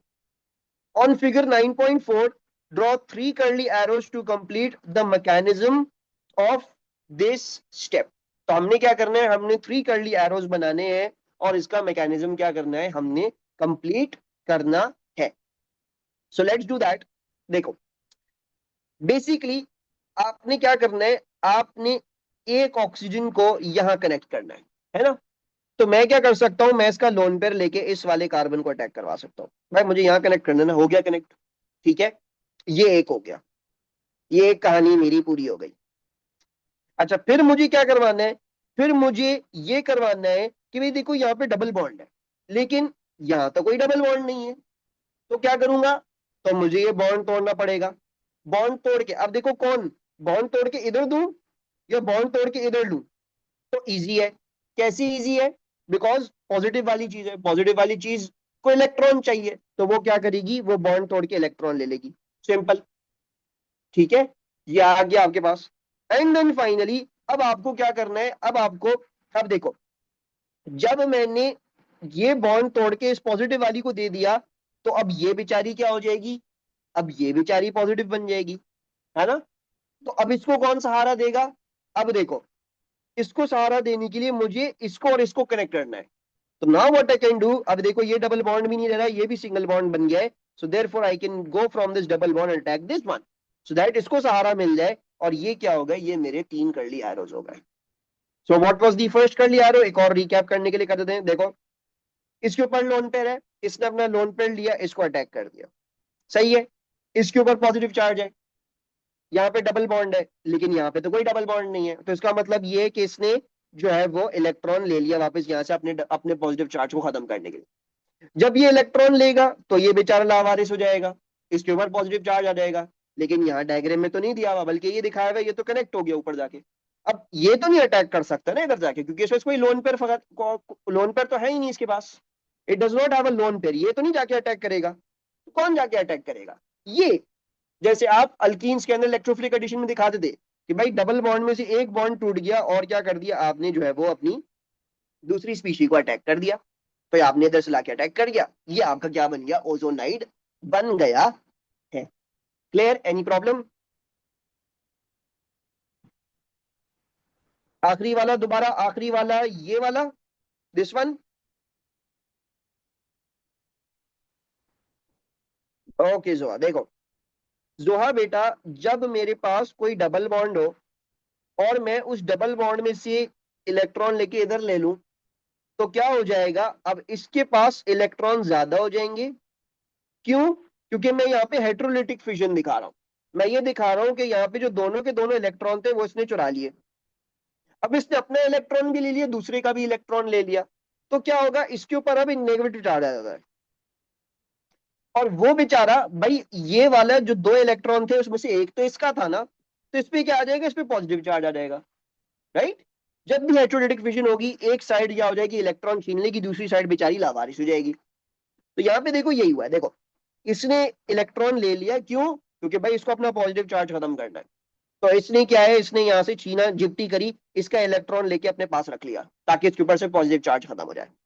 अब जैसे ही ये करेगा, तो यार ये बेचारे, ये तो इस बेचारे का इलेक्ट्रॉन था ना जो सामने वाले ने छीन लिया, तो इसके ऊपर पॉजिटिव चार्ज आ जाएगा, अब ये बोलेगा यार मुझे कोई इलेक्ट्रॉन दे दो प्लीज, कोई ना कोई मुझे जो है वो सहारा दे दो। तो सहारा देने के लिए क्या होगा हमारे पास, ये हमारे पास डबल बॉन्ड है। डबल बॉन्ड कहता है यार मेरे पास तो इलेक्ट्रॉन डेंसिटी ज्यादा होती है, मेरे पास एक छोटी सी स्पेस में क्या है, 4 इलेक्ट्रॉन है। तो मैं क्या करता हूं, मैं बजाय पाई बॉन्ड रखने के, मैं इस पाई बॉन्ड को तोड़ के क्या कर दूं, तोड़ के एक सिग्मा बॉन्ड बना लूं। ठीक है, तो इसने जो है वो अपने एक बॉन्ड को तोड़ा और जो है वो इस ऑक्सीजन को जाके एक्सेप्ट कर लिया। ठीक है। अच्छा, अब क्या है, अब लिखा हुआ है L is formed from alkene this by a similar reaction to that shown in figure 9.3। Sir ऐसे कर सकते हैं कि सेकंड एरो में दूसरे ऑक्सीजन के साथ उस पे लोन पेयर शो कर दे, नहीं, देखो ना साइंस नहीं बनेगा ना। देखो, देखो, ये बेचारा पहले ही पॉजिटिव है ना। अब तुम इसी का इलेक्ट्रॉन छीन लो तो ये तो 2+ हो जाएगा ना। ये पागल थोड़ी है, मतलब अब ये पहले ही बेचारा इसके ऊपर पॉजिटिव चार्ज है, ठीक है, पहले ही बेचारा मजबूर है। अब सामने से इसके पास क्या ऐसी बात है कि ये और खींचातानी करेगा, नहीं कर सकता वो। सो लॉजिकल वो नहीं है, लॉजिकल चीज ये है कि भाई ये अपने आप को संभालने की कोशिश करेगा। तो बेचारा दूसरा बिगड़ेगा तो दूसरे को बचाने के लिए तुम्हारे, वरना क्या होगा, वो 2+ हो जाएगा और वो वाला ज्यादा पावरफुल हो जाएगा, वो नहीं करना हमने। अच्छा, L is formed from alkene C8H14 by a similar reaction to that shown in figure 9.3. Suggests the structure of K. Okay. Any idea what to do? हम अल्कीन को कीटोन में कैसे कन्वर्ट करते हैं, देखो ना, अल्कीन था, अल्कीन को कोई रिएक्शन किया, वो कीटोन में कन्वर्ट हो गया। कैसे करते हैं ये, very good Harkrishna, we react with hot KMnO4।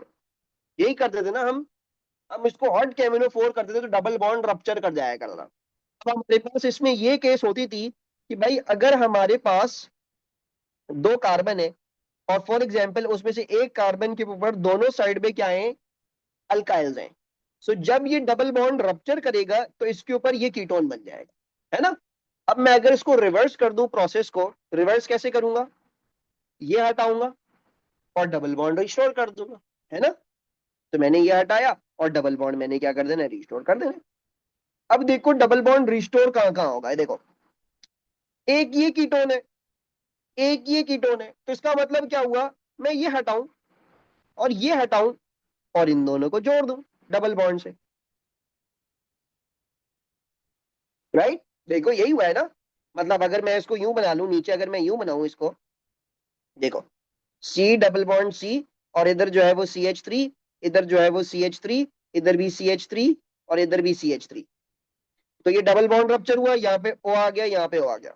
अब मैं इसको अगर रिवर्स करना चाहूं, रिवर्स कैसे करूंगा, हटाऊंगा, हटाऊंगा, डबल बॉन्ड रिस्टोर कर दूंगा, right. Same thing over here, what am I doing, I am going to remove this and restore like this। अब जाहिर बात है यूं तो नहीं बनाऊंगा, कचरा बन जाएगा वरना। तो बनाएंगे किस तरह इसको, अब मैं इसको जो हूं वो जरा चेन स्ट्रक्चर में बनाऊंगा। तो चेन स्ट्रक्चर में कैसे बन जाएगा ये, अच्छा, ये वाला कार्बन और ये वाला कार्बन दोनों एडजेसेंट होंगे because now they are connected by a double bond. तो पहले मैं क्या कर रहा हूं, मैं डबल बॉन्ड बना रहा हूं, सही है। ये डबल बॉन्ड बन गया, अब इन दोनों के बीच में क्या है, 1 2 3 4, यानी 4 डंडियों से मैं इनको कनेक्ट कर सकता हूँ। So, 1 2 3 4, सही है। तो यानी इसका मतलब ये पेंटागन बन रहा है, 1 2 3 4, ये आ गया। अब देखो इस वाले के ऊपर क्या लगा हुआ है, इथाइल ग्रुप लगा हुआ है, तो मैंने एक के ऊपर इथाइल ग्रुप लगा दिया, ठीक है। और एक के ऊपर क्या लगा हुआ है, मीथाइल ग्रुप लगा हुआ है, तो मैंने एक के ऊपर मीथाइल ग्रुप बना दिया। ये मेरा स्ट्रक्चर बन गया। अभी कचरा बना है, इसको साफ कर लेते हैं हम, बहुत ही ज्यादा कचरा बना है। Let's draw it properly. This is the structure that we are getting. समझ आया, सब बफरिंग मोड में क्यों चले गए।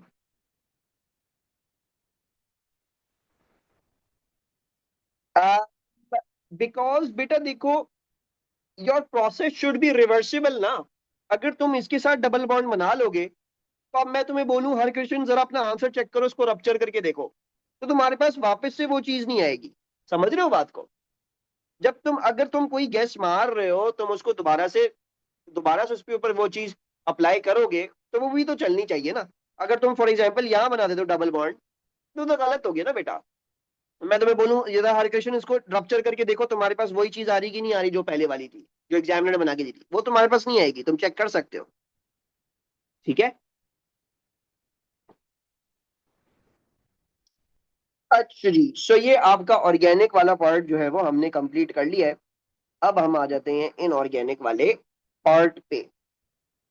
सो ऑर्गेनिक ऑर्गेनिक ऑर्गेनिक ऑर्गेनिक कितने सवाल थे इसमें? कौन सा सवाल था ये, 10 था या 9 था? हैं? हमने बस 2 क्वेश्चन करे? वाह, अच्छा नहीं 3 हो गए ना, 6 7 8 हो गया, ठीक है। अच्छा जी, अब हम आ जाते हैं ऑन द इनऑर्गेनिक पार्ट्स। शुरू से स्टार्ट करते हैं, देखते हैं कौन से आसान है वो छोड़ देते हैं, थोड़े कर लेते हैं। क्या लिखा हुआ है? Group 2 hydrogen carbonate decompose on heating to give the corresponding metal carbonate carbon dioxide and water. Right an equation. ये तो हम पता नहीं कब से करते हुए आ रहे हैं। राइट, इक्वेशन तो सब लिख लेंगे। मैं आपको बोलूं स्ट्रोंशियम हाइड्रोजन कार्बोनेट को डिकम्पोज करवा दो, तो आप क्या लिखोगे? आप स्ट्रोंशियम कार्बोनेट लिखोगे, कार्बन डाइऑक्साइड लिखोगे और पानी लिखोगे। फिर क्या लिखा हुआ है? Thermal stability of group 2 carbonates increase down the group, explain this trend, we already know that. तो मैं ये नहीं एक्सप्लेन कर रहा, हम सबको पता है कैटायनिक रेडियस इंक्रीजेज और पोलराइजिंग पावर डिक्रीजेज और डिस्टॉर्ट लेस शेप एंड फलाना डिमकाना ब्ला ब्ला ब्ला, वो सब आप लिख लोगे। ठीक है, ये तो हमने हर पेपर में देख लिया अब तक। The hydroxides and fluorides of group 2 elements show similar trends in solubility. Describe the trend in the solubility of fluorides of calcium, strontium and barium. तो हमारे पास हाइड्रोक्साइड्स का ट्रेंड क्या था? Hydroxides get more soluble, right? Because magnesium hydroxide is insoluble and your barium hydroxide is very very soluble. So basically हमारा least soluble कौन होगा? Calcium fluoride होगा, फिर स्ट्रॉन्शियम फ्लोराइड होगा, और फिर हमारे पास बेरियम फ्लोराइड होगा। राइट, तो ये हमारे पास क्या हो जाएंगे? ये हो जाएंगे। और बाकी एक्सप्लेनेशन कैसे लिखोगे? वही कि भाई down the group the cationic radius increases, so hydration enthalpy and lattice energy both decrease, और इसमें से एक ज्यादा डिक्रीज करती है, देयरफॉर जो है वो हमारे पास ज्यादा एक्सोथर्मिक हो रही है, और ज्यादा एक्सोथर्मिक हो रही है तो देयरफॉर सोल्यूशन हमारी सोल्यूबिलिटी इंक्रीज कर रही है। तो वही चीजें, वही सारी रटी रटाए बातें। आपको 2 मार्क इधर, 4 मार्क इधर, 1 मार्क ऊपर, कितने हो गए? 1 3 4 7 मार्क्स आपको फ्री के मिल गए। ठीक है। फिर बोला हुआ define enthalpy change of hydration. तो क्या होती है ये? It is the enthalpy change या एनर्जी चेंज या energy released when 1 mole of gaseous ions dissolves in water to form a very dilute solution. State the main factors that affect the magnitude of enthalpy change of hydration. Explain your answer. सिर्फ ऐसे MS में they don't mention energy absorbed or released, just energy change. Marfia, you can write that. I told you ना कि अगर तुम्हें याद नहीं है कि रिलीज होती है एब्जॉर्ब होती है, तुम बस सीधा सीधा एनर्जी चेंज लिखो या सीधा सीधा एंथैल्पी चेंज लिखो, वो ओके। ठीक है। अच्छा, यहाँ पे क्या होती है? एंथैल्पी चेंज ऑफ हाइड्रेशन किन फैक्टर्स रिलेटेड होती है? चार्ज और radius, right? So it's the charge density के साथ बेसिकली इट्स रिलेटेड। तो चार्ज के साथ डायरेक्टली प्रोपोर्शनल होती है और रेडियस के साथ इनवर्सली प्रोपोर्शनल होती है। आपने लिख देना है कि आयोनिक चार्ज और आयोनिक रेडियस के साथ आपके पास ये रिलेटेड है। आयनिक चार्ज इंक्रीज करता है तो हाइड्रेशन इंक्रीज करती है, आयनिक रेडियस इंक्रीज करता है तो हाइड्रेशन डिक्रीज करती है। ठीक है। Yes her question you can write energy change for every definition. ठीक है।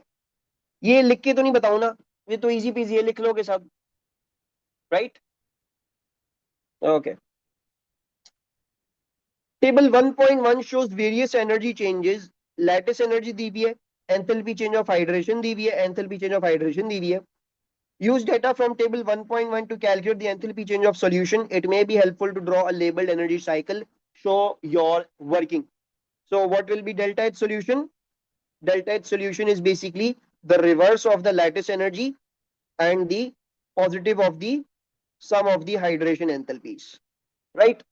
ये ड्राइव तो नहीं करके दिखाऊं, हमने करी थी आई थिंक एक क्लास में, कहां से आती है कहां से नहीं आती, ड्राइव करके दिखाऊं? नहीं, ओके, सही है। तो हम इसको लिख लेते हैं, नेगेटिव ऑफ लैटिस एनर्जी यानी नेगेटिव ऑफ -2957 प्लस, और हमारी summation of hydration enthalpy, hydration enthalpy क्या हो जाएगी? अच्छा, 1 mg है तो 1 mg की ले लेंगे, -1926, सॉरी, -1926, और 2 फ्लोरीन है तो 2 दफा फ्लोरीन की ले लेंगे, -22 into -505।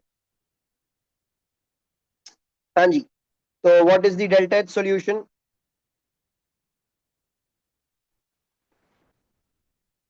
+21, okay, so we are getting +21 kilo joules per mole. क्या ये डिसॉल्व होगा नॉर्मली या नहीं होगा? Is it going to be feasible और अनफिजिबल? अनस बेटा मार्क स्कीम देख लो, बहुत आसान आंसर है, बस तुमने ये लिखना है कि hydration enthalpy depends on ionic charge and ionic radius, as ionic charge increases hydration enthalpy increases, as ionic radius increases hydration enthalpy decreases. बस ये लिखना है, बस यही लिखा हुआ है तुम्हारा, और कुछ नहीं लिखा हुआ। ठीक है, और एक्सप्लेन भी लिखा हुआ है, तो एक्सप्लेन करने के लिए तुम ये लिख दोगे कि भाई जब चार्ज इंक्रीज करता है तो more attraction between water molecules and ion, और जब रेडियस इंक्रीज कर रहा है तो less attraction between water molecules and ion. ठीक है, इसकी मार्क स्कीम देख लो, मार्क स्कीम चेक कर लो। मैं जब ये पेपर सेंड करूंगा ना, मैं कोशिश करूंगा इसमें मार्क स्कीम की स्निपेट्स जो है वो क्या कर दूंगा या डाल दूंगा, ताकि किसी को अगर वो रीड करना हो तो वो रीड कर सके। अच्छा, mercury fluoride is sparingly soluble in water. The cation ion exists in the diatomic Hg2 2 plus with a covalent Hg bond. Write the expression for the solubility Ksp of Hg2F2. तो Hg2F2 की हम लिखते हैं तो क्या हो जाएगी? Hg2 2 plus और F2 यानी F माइनस का स्क्वायर। ठीक है, ये क्या हो जाएगी? हमारी Ksp हो जाएगी। अच्छा, इसमें थोड़ा सा ये नोटिस कर लो, थोड़ा सा इन्होंने, क्योंकि बहुत आसान होता है सवाल, इसको कंफ्यूजिंग करने की कोशिश करते हैं ये लोग। देखो क्या लिखा हुआ है, the cation exists as diatomic ion Hg2 plus. ठीक है, तो ये नहीं, ये पूरा का पूरा एक आयन है। अब आप इसको दो अलग अलग नहीं कंसिडर करोगे कि जो है वो मैं जो हूँ वो Hg2 प्लस ले लूँ और उसको स्क्वायर लगा दूं, नहीं। ठीक है नहीं, ये नहीं है। वो बोल रहे हैं कि भाई देखो ये पूरा का पूरा एक आयन है, तो आपने जो भी आयन्स होते हैं ना, यानी बेसिकली जब मैं इसको पानी में डालूंगा तो ये क्या होगा, ये जब टूटेगा तो ये एक आयन ये बनाएगा और 2F- के आयन बनाएगा। सही है, तो आपने इसको एज इट इज ले लेना है, इसको नहीं तोड़ के लिखना, आपने इसको एज इट इज ले लिया और F- को आपने इस तरह लिख लिया। यूनिट्स क्या हो जाएंगे? मोल क्यूब DM-9, वेरी गुड। तो हम सबको नजर आ रहा है कि मोल per dm cube multiplied by mole per dm cube का स्क्वायर, तो मोल क्यूब डीएम की पावर -9 हो जाएगा। The solubility of this is this. Calculate the value of Ksp. Let's do that. So Ksp क्या हो जाएगा? Solubility हमें इतनी दी हुई है, तो मैं Hg2 प्लस की इतनी ले लेता हूँ solubility। So ये हो जाएगा 9.20 इंटू 10⁻³ ये आ गया इसकी जगह, और F- की जगह क्या ले लूंगा, क्योंकि मेरे पास 2F- प्रोड्यूस होते हैं तो मैं 2 टाइम्स कर लूंगा इसी को, और क्या कर लूंगा, इसको स्क्वायर कर लूंगा। ठीक है, तो मेरे पास मेरी वैल्यू आ जाएगी, जो भी मेरी वैल्यू आ रही है, जो आप मुझे बोल रही हैं कि ये वैल्यू ये आ रही है। ठीक है, any confusion still over here?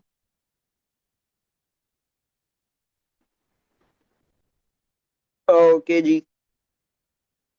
अच्छा, कोई कॉपी वॉपी कर रहा तो कर ले, I hope I am not going to fast. Sir can you explain feasibility के बारे में वंस अगेन? फिजिबिलिटी ये वाला, हाँ बेसिकली देखो एंडोथर्मिक है ना ये, तो those things that require energy to dissolve are basically not going to be that soluble, क्योंकि उनको एनर्जी चाहिए होगी ना। अच्छा, अच्छा, iron can form stable ions in the +2 and +3 oxidation states. Explain why transition elements have variable oxidation states.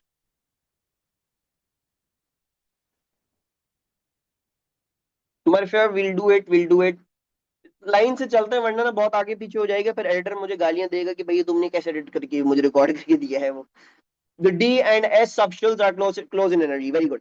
So we're going to write the 3D and 4S subshells are very similar in energy. Yeah, have similar energy. Yeah, are very close in energy. Yeah, have approximately equal तो लिखना बहुत कम हो गया, उनके बीच में energy का difference बहुत small है, जैसे भी लिख दो. Aqueous solutions of iron 2 salts contain the complex this. Define complex ion. So what are we going to say? We're going to say that yes, हम इसको ऐसे लिखेंगे कि कैसे लिखते थे, मैं भूल गया सही तरह क्या लिखते थे हम. या a compound formed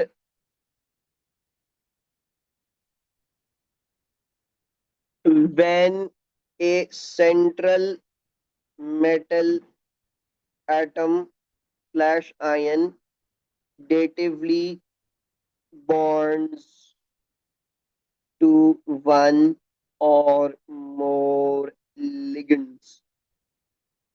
क्या लिखा है? Central ion surrounded by ligands forming double bonds, a compound form when ligand form double bond with central atom. ठीक है जी, ठीक है मरफिया, बिल्कुल सही है. कंपाउंड फॉर्म व्हेन और लिगेंड, ठीक है. Minahil, when a central metal attaches to a ligand by sharing on by two form. Fajar बेटा, तुम्हारे आंसर से ये लग रहा है कि मेटल लोन पेयर इस्तेमाल कर रहा है. इसकी वर्डिंग तुम्हें थोड़ी करेक्ट करनी पड़ेगी कि लिगेंड इस्तेमाल कर रहा है अपना लोन पेयर. ठीक है, कंपाउंड फॉर्म सेंट्रल, ठीक है. अच्छा, अब क्या लिखा हुआ है? This can be converted into this. Suggest suitable reagent for this condition. Conversion, sorry. NaOH, so we'll use NaOH aqueous form में. And type of reaction, not ligand exchange. Ligand exchange का है ये, precipitation या acid base है, right? We will write either precipitation slash acid base. इसकी marks scheme में लिखा हुआ है लिगेंड एक्सचेंज, लेकिन ये लिगेंड एक्सचेंज नहीं होता, ये हमारे पास प्रेसिपिटेशन या एसिड बेस कहलाएगा ये रिएक्शन. अच्छा, this is a green precipitate that turns brown on standing in air. Any idea why it's turning brown? NO2 नहीं. NO2 कहां से आ गया? ऑक्सीडाइज हो रहा है. Very good. सो बेसिकली आपका क्या हो रहा है? आपका Fe2+ कन्वर्ट हो रहा है Fe3+ में. ये जनरल नॉलेज है, आपको पता होना चाहिए कि ये ग्रीन इन कलर होता है और ये जो है वो ब्राउन या रेड इन कलर होता है. Fe3+ की सॉल्ट्स जो है वो हमारे पास ब्राउन या रेड होती हैं और Fe2+ की जो है वो ग्रीन होती है. तो ये ब्राउन इसीलिए टर्न कर रहा है क्योंकि मोस्ट प्रॉब्ली आपका आयरन क्या हो रहा है? ऑक्सीडाइज हो रहा है. Table 2.1 shows electrode potentials for some electrode reactions. Use the information in table 2.1 to explain why FeH2O4 OH2 turns brown on standing in air. Include an equation for your answer. So basically answer क्या होगा? Answer ये होगा कि basically oxygen क्या कर रहा है? इसको ऑक्सीडाइज कर रहा है. इसको Fe2+ की स्टेट से कहां लेके जा रहा है? सॉरी, Fe2+, ये रहा Fe2+ की स्टेट से कहां लेके जा रहा होगा इसको? इसको जो है वो Fe3+ की स्टेट में लेके जा रहा होगा. Right, let's see. हमें रिएक्शन कैसा होना चाहिए? हमें रिएक्शन ऐसा होता हुआ होना चाहिए कि हमारा Fe2+ ऑक्सीडाइज हो रहा हो बेसिकली और कन्वर्ट हो रहा हो किसमें? Fe3+ में. Right, that is basically what the reaction is, what we are wanting to happen. So basically मेरा यहाँ पे ये Fe2+ है. कैसे पता ये Fe2+ है? देख लो, ये 2+ होगा, पानी का 0 होता है, ये -1 हो गया जब ये चार्ज 0 आ रहा है, क्योंकि 2+ और -1 इंटू 2 हो गया. सो बेसिकली Fe2+ इस साइड पे एंड Fe3+ जो है इस साइड पे. आप देख सकते हो ये 3 और 2 से. ठीक है, तो मुझे क्या करना पड़ेगा? पहली वाली इक्वेशन को रिवर्स करना पड़ेगा या एज इट इज लूंगा? रिवर्स करना पड़ेगा क्योंकि मुझे Fe2+ को यहां रिएक्टेंट में लेके आना है. I don't want it to be in the product, it has to be in the reactant. So I will reverse this if I reverse this then I have to take it as it is, मैं इसको as it is ले लूंगा, जाहिर बात है दोनों को तो रिवर्स नहीं करूंगा। एक के इलेक्ट्रॉन अगर राइट हैंड साइड पे तो दूसरी के इलेक्ट्रॉन लेफ्ट हैंड साइड पे होने चाहिए है, राइट। सो जो है वो let's write this down now, ठीक है। सो बेसिकली हम क्या लिख लेते हैं, हम इसको यहाँ पे लिख लेते हैं कि Fe2+ is oxidized to Fe3+,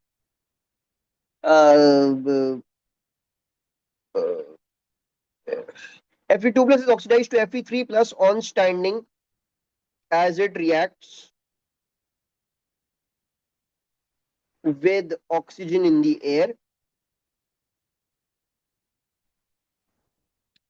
ठीक है, एक बात हमने ये लिख दी, बाकी हम ये लिख लेंगे कि भाई इसको मैं रिवर्स करूंगा तो क्या बन जाएगा, ये +0.56 बन जाएगा, और ये +0.40, तो हम ये लिख देंगे कि भाई हमारा ये फिजिबल रिएक्शन आ रहा है।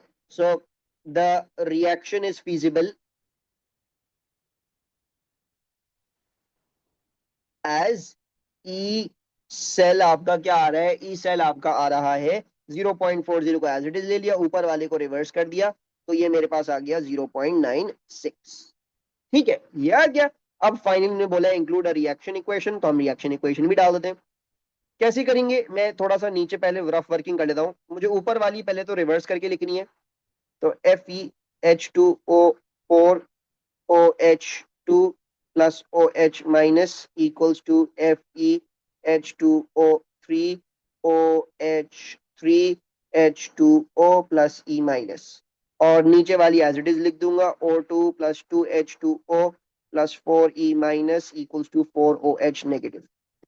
हम क्या कर लेंगे, ऊपर वाली को 4 से मल्टीप्लाई कर लेंगे, तो क्या हो जाएगा 4 से मल्टीप्लाई करने के बाद, क्योंकि यहाँ पे एक इलेक्ट्रॉन है, यहाँ पे 4 है, सो मैंने क्या कर लिया, मैंने इसको 4 कर लिया, इसको 4 कर लिया, इसको 4 कर लिया, इसको 4 कर लिया, इसको 4 कर लिया, सब कुछ ही 4 4 4 हो गया।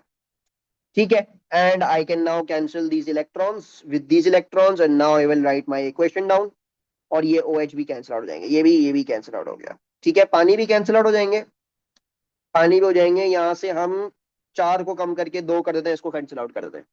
ठीक है, so this will be my final equation. हमारी इक्वेशन क्या हो जाएगी,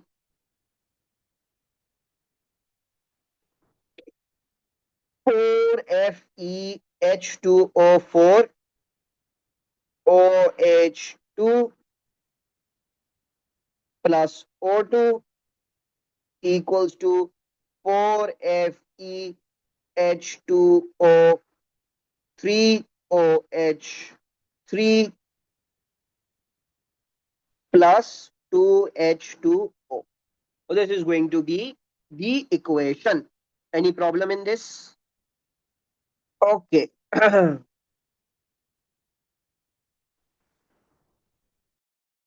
सही है।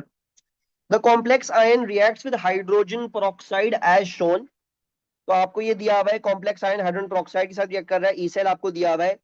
Calculate delta G in kilojoule per mole for this reaction. तो डेल्टा जी का फॉर्मूला क्या था, it was -NEF, right, sorry E छोटा वाला नहीं होता, ई ये वाला होता है, -NEF होता है। सो एन क्या लेंगे हम यहाँ पे, what should n be. So why do I feel like the imposter has turned into Zaid? Zaid बेटा, ये आप हो या वो तारिक बच्चा आ गया यहाँ पे आपकी जगह? Yeah, I do feel like this is the imposter. He left, छोड़ के भी चला गया इतनी जल्दी, वाह। हाँ। Who's तारिक, कल की रिकॉर्डिंग देखनी पड़ेगी जुआ तुम्हें उसके लिए। खैर बहरहाल एन क्या लेंगे बेटा, what should we take as the n over here, 2।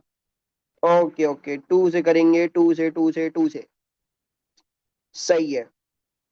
बहरहाल बेसिकली देखो आपके पास यहाँ पे क्या हो रहा है कि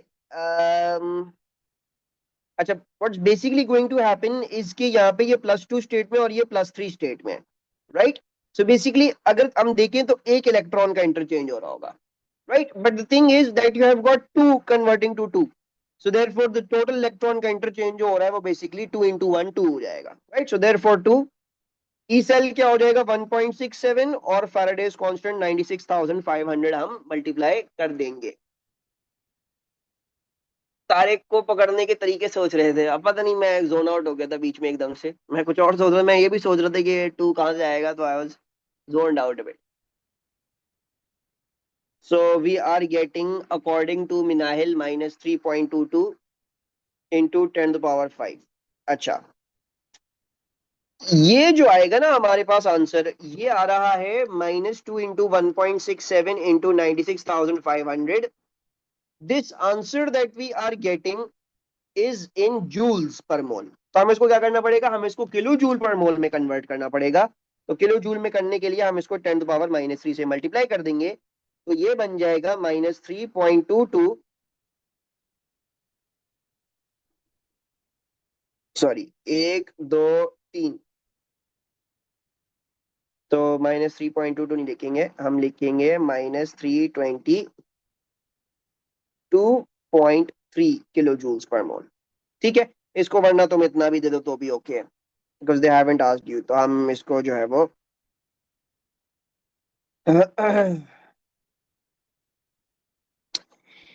या 3 सिग्निफिकेंट हमने दे दिया इसको, -322 दे दिया, वरना अगर आप एक ज्यादा देना चाह रहा तो आप एक ज्यादा भी आके दे सकते हो। Sir didn't only entropy came in joules, नहीं बेटा, ये वाले रिएक्शन में भी जब तुम -NEF लगाओगे तो तुम्हारे पास जो है वो ये जूल पर मोल में आएगा आंसर। ठीक है, तुम्हें इसको कन्वर्ट करना पड़ेगा किलो जूल पर मोल में। तो ये बाकी तुम्हारे पास कैलकुलेटर में वैल्यू आएगी भी, अगर तुम भूल भी गए तो तुम आराम से देख पाओगे कि यार ये इतनी बड़ी वैल्यू आ रही है, ये जूल पर मोल में ही होगी, किलो जूल पर मोल में नहीं होगी, तो तुम उसको कन्वर्ट कर लो। ठीक है, ज्यादा घबराने की जरूरत नहीं है, तुम देख सकते हो बहुत बड़ी वैल्यू आ रही है, इतने बड़े हमारे पास डेल्टा जी या डेल्टा एच नहीं आते। सही है बेटा। अच्छा, solid manganese 4 oxide MnO2 catalyzes the decomposition of hydrogen peroxide. So hydrogen peroxide is basically becoming into this pani and oxygen. State the type of catalysis for this reaction, explain your answer. So what is the type of catalysis that MnO2 is going to do? Heterogeneous or homogeneous? Heterogeneous. So it's going to do a heterogeneous catalysis. And what is the reason?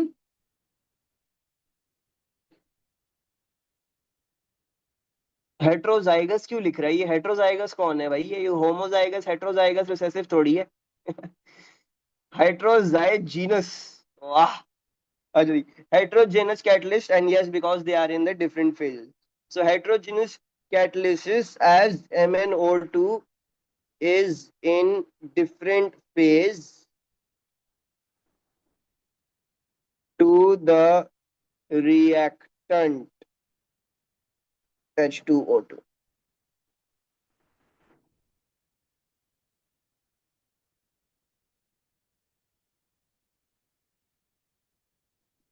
अच्छा, hydrogen peroxide reacts with iodide ions in acidic conditions as shown. H2O2 plus iodide plus 2H plus 2H2O plus I2.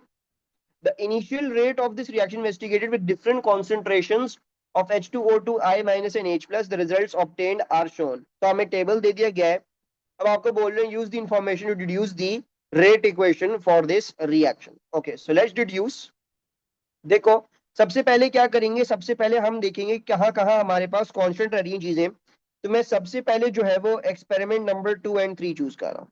ठीक है जी, क्यों choose कर रहा हूँ? क्योंकि इसमें H2O2 constant रह रहा है, H प्लस कांस्टेंट रह रहा है, और मेरा सिर्फ और सिर्फ I माइनस चेंज कर रहा है। ठीक है, so first of all let's do that. First of all let's choose these two. So this is constant, तो इसका कोई इफेक्ट नहीं होगा। दिस इज कांस्टेंट, तो इसका कोई इफेक्ट नहीं होगा। ये कितने से इंक्रीज कर रहा है? ये 2 टाइम्स इंक्रीज कर रहा है ना? और रेट कितने से इंक्रीज किया है? रेट भी 2 टाइम्स इंक्रीज किया है। तो I माइनस का ऑर्डर क्या होगा? सेकंड क्यों होगा? क्या हो गया? सेकंड क्यों होगा? सेकंड फर्स्ट होगा ना आपका, जब 2 और 2 है दोनों, तो फिर हम ही लिख लेंगे। सबसे पहले ये लिख लेंगे कि comparing experiment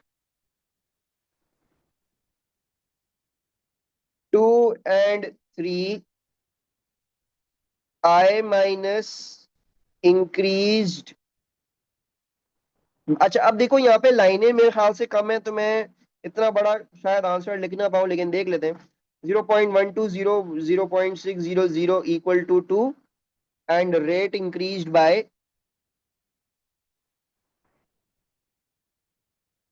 4.84 into 10 to the power minus 3 divided by 2.42 into 10 to the power minus 3 equal to 2. So first order with respect to I minus, ये आ गया मेरे पास। अच्छा, अब हमने देखना है हमारे पास और कोई जगह है जहां पे कांस्टेंट रह रहा हो हमारी बाकी सारी चीजें। So unfortunately I don't find any column जहां पे आई माइनस कॉन्स्टेंट रह रहा हो और एच प्लस भी कॉन्स्टेंट रह रहा हो साथ साथ। ठीक है ना, जैसे आपके पास आई माइनस यहाँ पे कॉन्स्टेंट रह रहा है लेकिन एच प्लस कॉन्स्टेंट नहीं है, तो मैं इसको इन्वेस्टिगेट नहीं कर सकता डायरेक्टली। सिमिलरली यहाँ पे भी ये भी सेम नहीं रहा, तो मैं इसको भी डायरेक्टली नहीं कर सकता। तो अब मुझे क्या करना पड़ेगा, अब मुझे वो वाली टेक्निक लगानी पड़ेगी जो कि थोड़ी सी मुश्किल वाली है। वो टेक्निक क्या कहती है, वो टेक्निक कहती है यार देखो, अब जो है वो, अब हम पहले क्या कर लेंगे, अब हम 1 और 2 ले लेते हैं। 1 और 2 क्यों ले रहा हूं, क्योंकि देखो इसमें ये चेंज कर रहा है, ये कांस्टेंट रह रहा है, ठीक है जी, और ये चेंज कर रहा है। तो अब जाहिरन बात है, तीनों के तीनों चेंज कर रहे हो तो ज्यादा मुश्किल होगा। तो मैंने क्या कर लिया, मैंने कर लिया कि यार एक कांस्टेंट रहे और दो चेंज कर दें, इसके थ्रू मैं कर लूं। और उन दोनों में से एक चीज वो होनी चाहिए जिसके बारे में आपको ऑलरेडी पता लग गया है। ठीक है, तो मैंने एक्सपेरिमेंट 1 और 2 इसलिए चूज कर ली क्योंकि मुझे आई माइनस का पहले से पता है, एच प्लस वाला मेरे पास कांस्टेंट रह रहा है, तो अब मैं इसके थ्रू H2O2 निकाल दूं। कैसे निकालूंगा, देखो हमारा आई माइनस कितने से इंक्रीज कर रहा है, हमारा आई माइनस 2 से इंक्रीज कर रहा है। और मुझे पहले से पता है कि यार मेरा जो आई माइनस है वो फर्स्ट ऑर्डर है। सो फर्स्ट ऑर्डर होने की वजह से ये मेरे रेट को भी कितने से इंक्रीज करवाएगा, ये मेरे रेट को भी 2 टाइम्स इंक्रीज करवाएगा।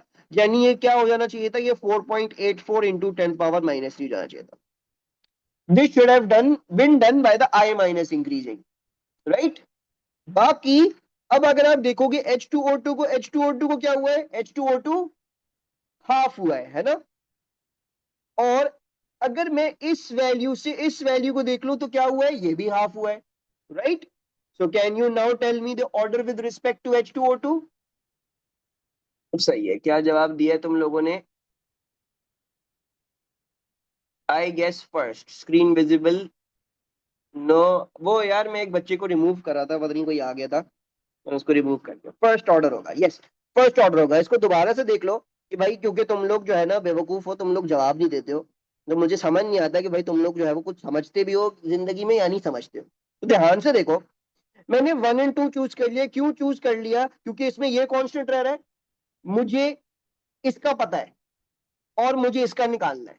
ठीक है, इसलिए चूज कर लिया ये कि इसमें से एक अननोन कांस्टेंट रह रहा है और जो दूसरा इंक्रीज कर रहा है उसका मुझे पता है कि उसकी वजह से कितनी वेरिएशन आएगी। तो अब पहले जिसका पता है ना, पहले उसकी वजह से वेरिएशन निकाल लो कि उसकी वजह से क्या होगी। अनस ध्यान से सुन लो, फिर तुम ही बोल तो सर रिपीट कर दे। तो आपको पता है यार आई माइनस, मुझे पता है फर्स्ट ऑर्डर है, तो पहले मैं इसके हिसाब से वर्किंग कर लेता हूं क्या होगी। तो ये क्या हो जाएगा, ये इंटू 2 हो जाएगा, है ना। सही है, ये 2 से इंक्रीज कर रहा है मेरे पास। तो क्योंकि मुझे ये पता है कि मेरा आई माइनस फर्स्ट ऑर्डर है, तो इसको मेरे रेट को भी किससे इंक्रीज करना चाहिए, 2 की पावर 1 से। जब ये खुद 2 से इंक्रीज कर रहा है तो रेट को भी 2 to the power of the order से इंक्रीज कर देगा। तो मैंने 2 द पावर 1 से इंक्रीज कर दिया अपने रेट को। तो ये क्या बन जाना चाहिए, 4.84 इंटू 10 पावर -3 बन जाना चाहिए। ये क्यों बन जाना चाहिए, ये बन जाना चाहिए ये value because of the increase in I minus. ठीक है, ये आई माइनस की वजह से जो वेरिएशन आनी चाहिए थी इस वैल्यू में, मैंने वो निकाली। अब मैं ये देख रहा हूं कि यार मेरा जो H2O2 है वो क्या हुआ है, वो हाफ हुआ है। अब जो मैंने ये वाली वैल्यू निकाली है, अब मैं ये देखूंगा यार ये असली वैल्यू के साथ कैसे करेस्पॉन्ड कर रही है। तो आपको नजर आ रहा है कि यार ये जो वैल्यू मैंने निकाली है इसको हाफ करूंगा तो असली वैल्यू पे जाऊं। तो आपको अब नजर आ गया कि भाई ये इसकी वेरिएशन ये वाली चीज कॉज कर रही है।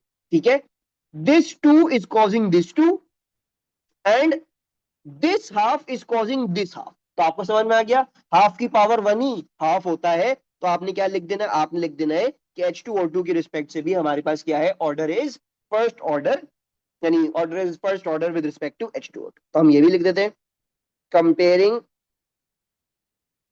Experiment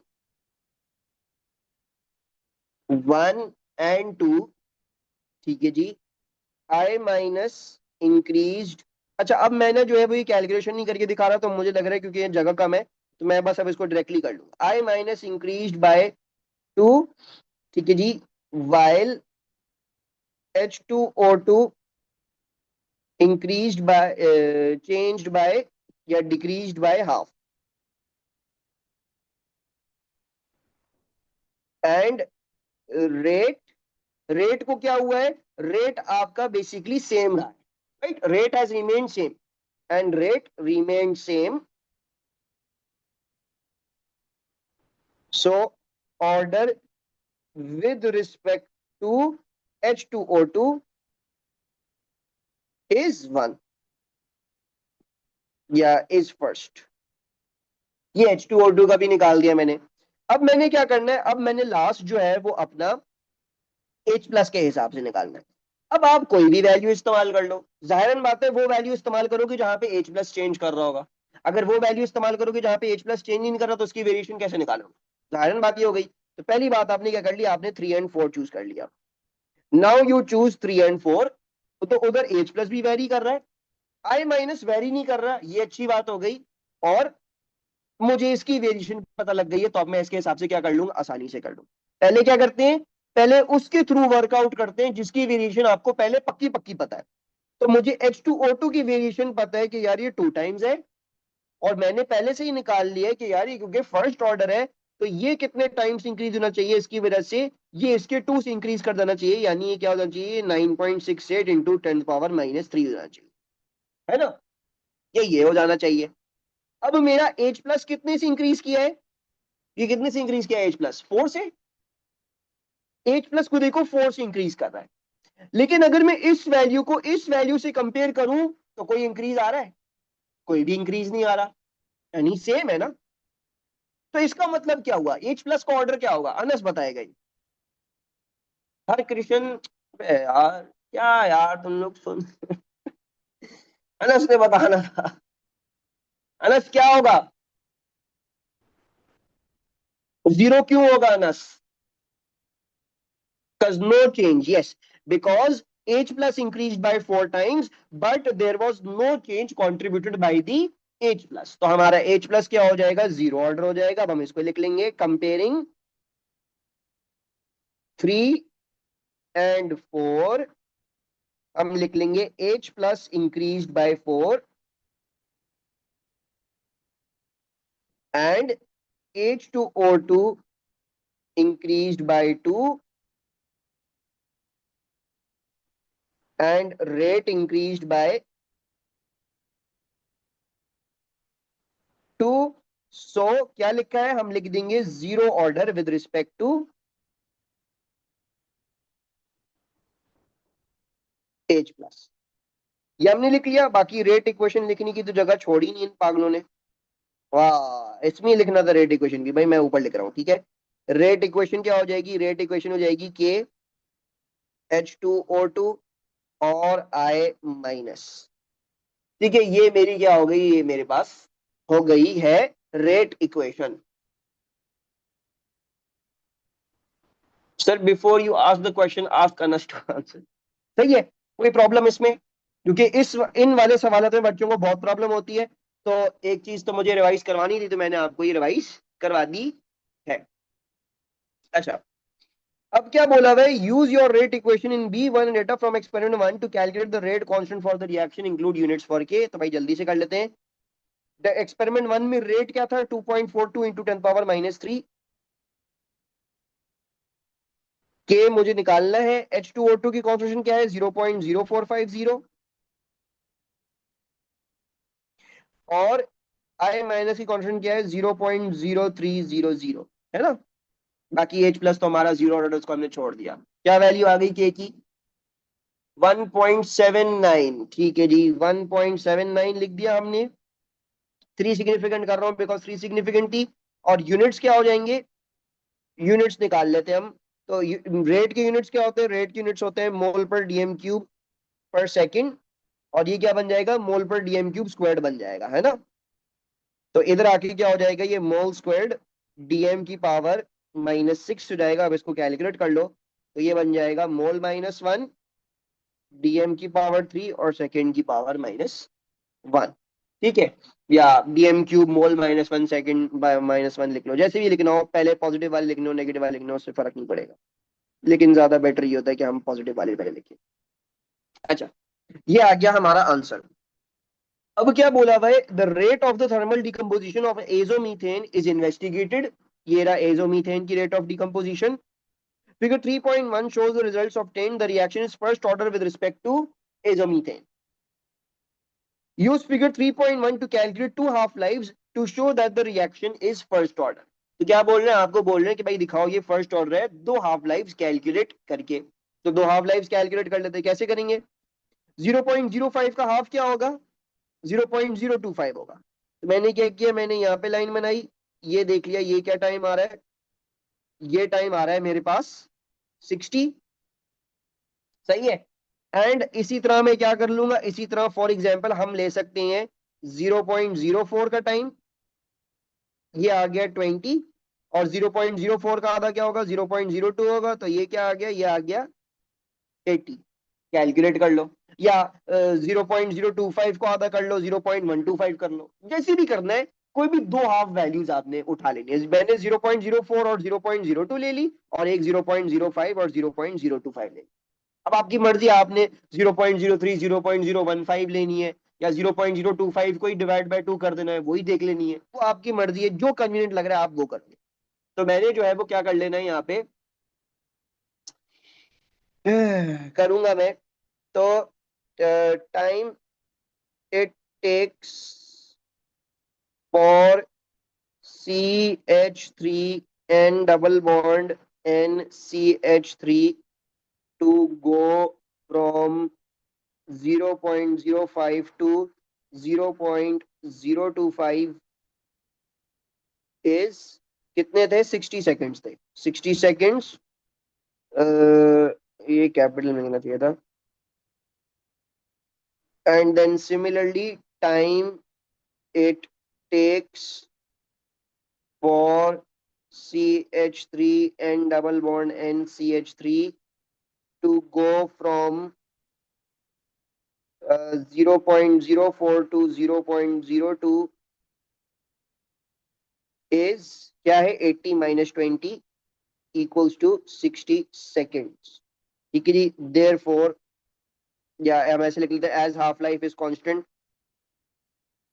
as half life is constant, reaction is first order।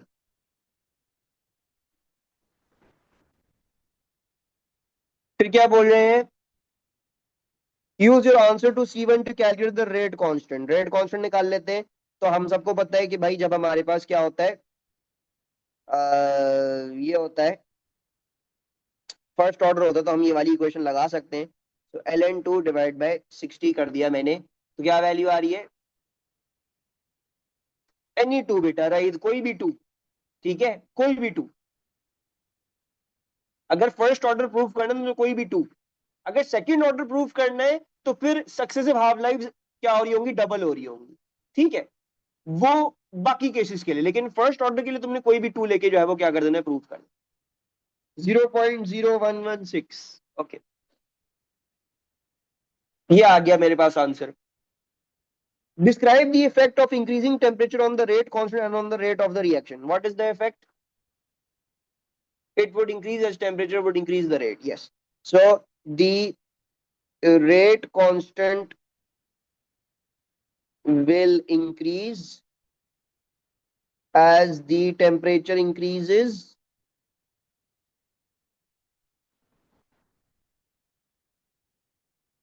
and so the rate will also increase। यानी दोनों बेसिकली इंक्रीज करेंगे। टेम्परेचर के बढ़ने से रेट कांस्टेंट बढ़ रहा है, रेट कांस्टेंट के बढ़ने से रेट बढ़ रहा है। ठीक है, एनी प्रॉब्लम? पता नहीं किसी ने कहा था सर इस पेपर का रेट वाला सवाल कर लें, मेरे ख्याल से बस इसमें यही मुश्किल था, बाकी सब आसान था। Sir we don't have to say because the average kinetic increases the collision frequency increases. नहीं, बस ये लिखा हुआ है रेट कांस्टेंट पे क्या फर्क पड़ रहा है, रेट पे क्या फर्क पड़ रहा है, एक्सप्लेनेशन नहीं मांगी। तो तुम्हें कोई कोलिजन फ्रीक्वेंसी और वो सारी बातें करनी जरूरत नहीं है। Define standard potential difference. Include a description of standard conditions. So what was this? It is the potential difference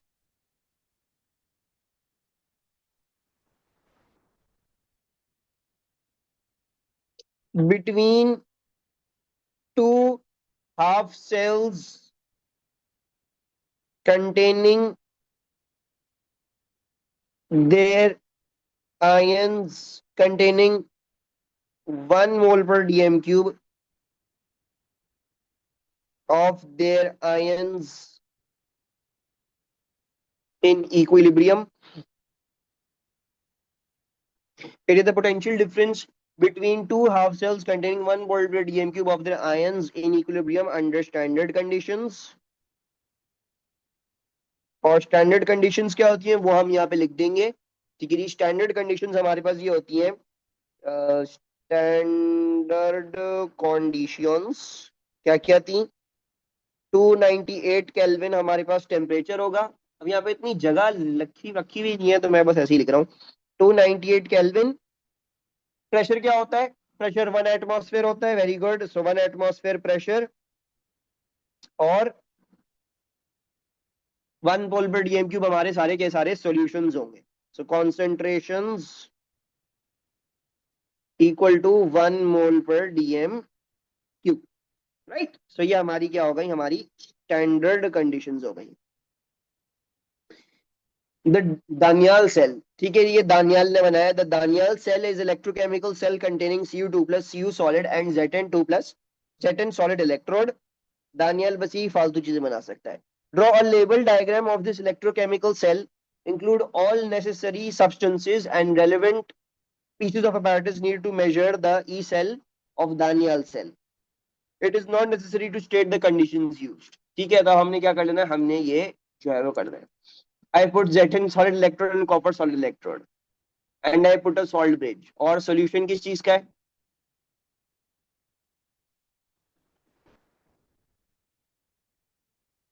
Cu2 plus Zn2 plus। इससे ज्यादा आसान सवाल नहीं दे सकते मेरे ख्याल से शायद। क्या यार, क्या जिंदगी है यार।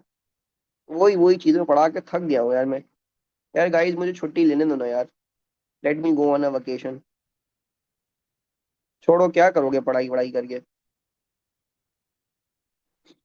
अच्छा जी, यहां लिख लेते हैं हम Zn2 प्लस। इसकी कॉन्सेंट्रेशन क्या होती है? हमारे पास 1 मोल पर डीएम क्यूब होती है। इसकी कॉन्सेंट्रेशन हम दे देते हैं Cu2 प्लस 1 मोल पर डीएम क्यूब। ठीक है जी, ये क्या है? ये सॉल्ट ब्रिज है। फिर क्या होता है? फिर हमारे पास ये आ जाएगा हमारा कॉपर का इलेक्ट्रोड, ये आ जाएगा हमारा जिंक का इलेक्ट्रोड। इसको लेवल कर लेंगे कॉपर सॉलिड, इसको लेवल कर लेंगे Zn सॉलिड, और जो है वो ये हमने वोल्ट मीटर यहाँ से यहाँ कनेक्ट कर दिया। डायग्राम को पेंसिल से बनाएंगे, पेन से बनाएंगे?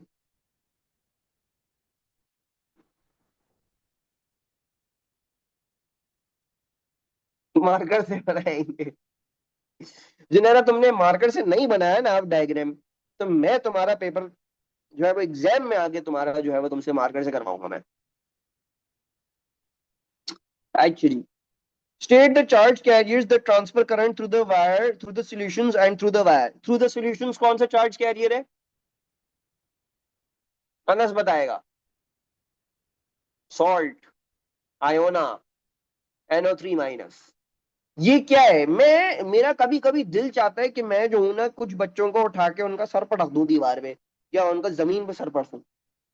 इस मतलब ये सवाल भी जो है वो तुम लोगों से नहीं हो रहे हैं। मतलब क्या चाह रहे हो जिंदगी में कि एग्जामिनर और क्या आसानी करे भाई? इतनी सी बेसिक सी चीज है। वायर्स में क्या होगा? वायर्स में इलेक्ट्रॉन्स जाते हैं जो कंडक्ट करेंगे आपके चार्ज को, या कंडक्ट करेंगे आपके करंट को। सॉल्यूशन में इलेक्ट्रॉन तो नहीं जा सकते, क्योंकि सॉल्यूशन में फ्री मूविंग इलेक्ट्रॉन्स, तो सॉल्यूशन में क्या होता है? आयंस होंगे ना। सॉल्यूशन में फ्री मूविंग आयंस होंगे। तो आपने क्या कर दिया? आपने इधर आयंस लिख दिया, इधर इलेक्ट्रॉन्स लिख दिया।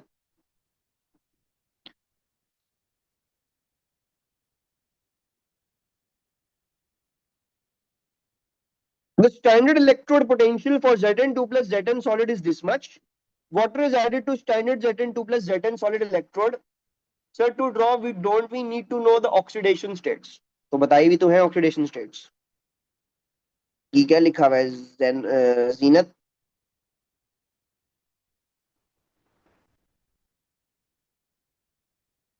सर,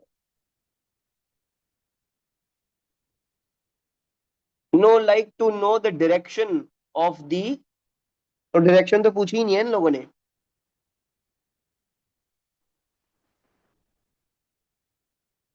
कौन सी डायरेक्शन? डायरेक्शन तो अभी कोई बात ही नहीं हुई। या you can draw them in any way, does not matter. ऐसी कोई बात नहीं होती कि लेफ्ट पे ये बनता है राइट पे वो बनता है। चलो भाई, तारीख को हमने निकाल दिया।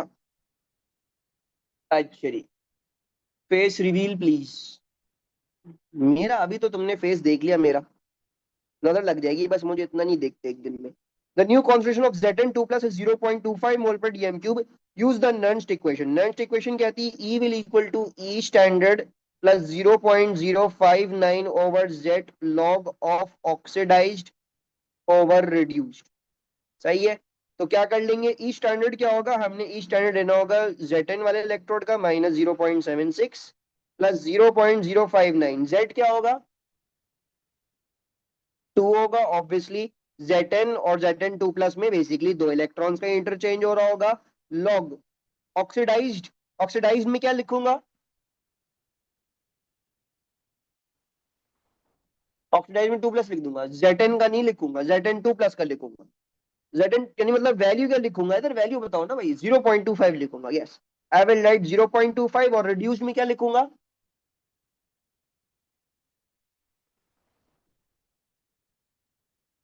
अनस एक ही चीज 10 दफा पढ़ा चुका हूं तुम्हें, फिर तुम कहते हो मुझसे खुद नहीं होंगे पेपर। पढ़ क्या रहे हो तुम बैठ के हैं? ये थोड़ी होती है भाई पढ़ाई। ये तो मैं करवा सकता हूँ, मैं तो रोजाना तुमसे 10 पेपर सॉल्व करवा लूं, ये थोड़ी होगी पढ़ाई। अनस बेटा, क्या कर रहे हो बेटा? वो पढ़ा नहीं है, हाउ टू डू पढ़ाई प्लीज टेल। क्या मतलब हाउ टू डू बेटा, ये क्या रोजाना तो पढ़ाई कर रहे हैं हम बैठ के। -0.7 8 777777607। Oh my God. इसको मैं जो हूँ वो 0 -0.78 लिख रहा हूँ। ठीक है। तो ये क्या हो गया, ये मेरा आंसर हो गया। ठीक है, any problem in this?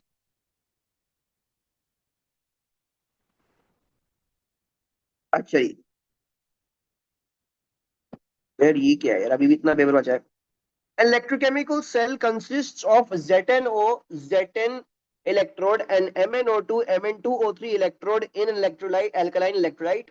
Daniel, थका हुआ क्वेश्चन था ये अनस जैसे बच्चों के लिए मुश्किल होगा, वरना ये बाकी बच्चों के लिए तो ये तो ऐसी चीज है कि भाई आपको फ्री के कितने दिए हुए, 2 + 3 5, 5 + 1 6, 6 + 2 8।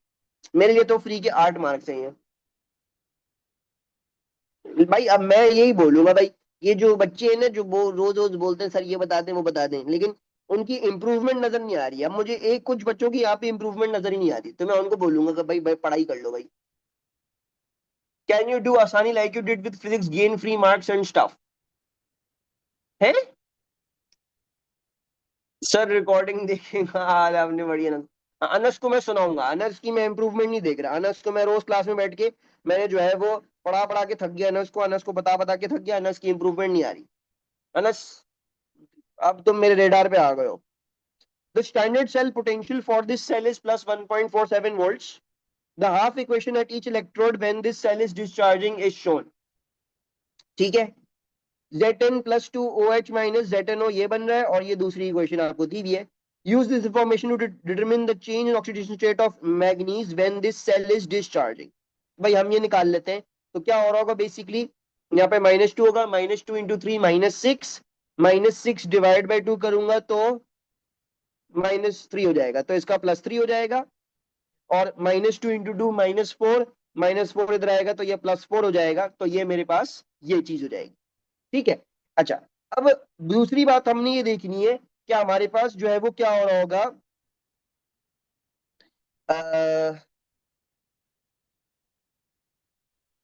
The half equation at each electrode लिखी हुई है, यानी इसका मतलब हमें बताया हुआ है कि किस इलेक्ट्रोड पे कैसा रिएक्शन हो रहा है, तो इसका मतलब +4 से +3 ही जा रहा हूंगा मैं। Simple. Write the equation for the overall reaction when this cell is discharging. So let's write it down. तो ये 2e माइनस ये 2e minus cancel, you 2h minus ये कैंसिल, H2O कैंसिल। अब लिख लेते हैं Zn plus 2MnO2 equals to ZnO plus Mn2O3. Simple. The E for the ZnO, Zn electrode is minus 1.28 volt. Calculate the standard electrode potential for this one. Okay. So let's see. अच्छा, अब basically देख लो ये -1.28 है, तो आपको समझ में ही आ रहा होगा ना कि यार देखो ये वाली इक्वेशन रिवर्स हुई होगी, लाजिमन बात है। देखो अब देखो -1.28 से 1.47 लाना आंसर। अब ये तो मोस्ट प्रॉब्ली हमारे पास ये नहीं होगा ना कि ये -1.28 में हम 2.8 या समथिंग की वैल्यू ऐड करके इसको 1.47 बना रहे हैं। क्या हुआ होगा, इसी को हमने क्या किया है, रिवर्स किया है। बाकी आप इस तरह से भी देख सकते हो। आप सबको पता है कि हमें जो इक्वेशन दी होती है वो इलेक्ट्रॉन लेफ्ट हैंड साइड पे होते हैं, राइट, उसके हिसाब से दिया जाता है हमें। लेकिन इस इक्वेशन में इलेक्ट्रॉन राइट हैंड साइड पे है, तो इसका मतलब क्या है, Zn को ही क्या किया गया है, रिवर्स किया गया, क्योंकि इलेक्ट्रॉन राइट हैंड साइड पे। सो बेसिकली क्या कर लूंगा मैं, -1.28 नहीं लूंगा, मैं +1.28 लूंगा, क्योंकि मैंने इसको रिवर्स किया है। बाकी MnO2 वाले को अननोन बोल लेते हैं। और बराबर किसके होना चाहिए, बराबर होना चाहिए आपके टोटल सेल के वोल्टेज को, यानी 1.47 को। एक्स की वैल्यू निकाल लो, 0.19 आ जाएगी। तो आपने ये लिख लिया 0.19, खत्म। Any problem? ओके जी, last question for this paper. Copper shows typical properties of transition elements, including its behavior as a catalyst. Complete table 5.1 to show the total number of unpaired electrons in 3D and 4s subshells of an isolated Cu atom and a Cu2 plus ion. Okay, let's see. तो हम अगर Cu atom की बात करते हैं तो Cu atom के लिए क्या था, Ar था, एंड देन 4s1 3d10 था, है ना। और Cu2 प्लस के लिए क्या था, Cu2 प्लस के लिए था Ar के बाद क्या हो जाएगा, आपने एक S में से निकाल दिया, एक D में से निकाल दिया, तो 3d9 हो जाएगा, है ना। तो number of unpaired electron in Cu के 3D, 3D में तो अनपेड 0 हो गए, ठीक है, ऑब्वियसली, क्योंकि 3d10 सारी की सारी पेड है। और 4s1 में आपके पास एक अनपेड आ गया, क्योंकि एक अकेला अनपेड ही होगा। फिर Cu2 प्लस में 3d9 है, तो 4s में तो कोई भी नहीं है इलेक्ट्रॉन, खत्म कर दिया हमने। और 3d9 में 4 ऑर्बिटल्स में पेयर्ड होंगे, तो 4 2 जा 8 हो गए, बाकी ये जो एक इलेक्ट्रॉन होगा वो अलग घूम रहा होगा, तो वो एक अलग हमने कर दिया।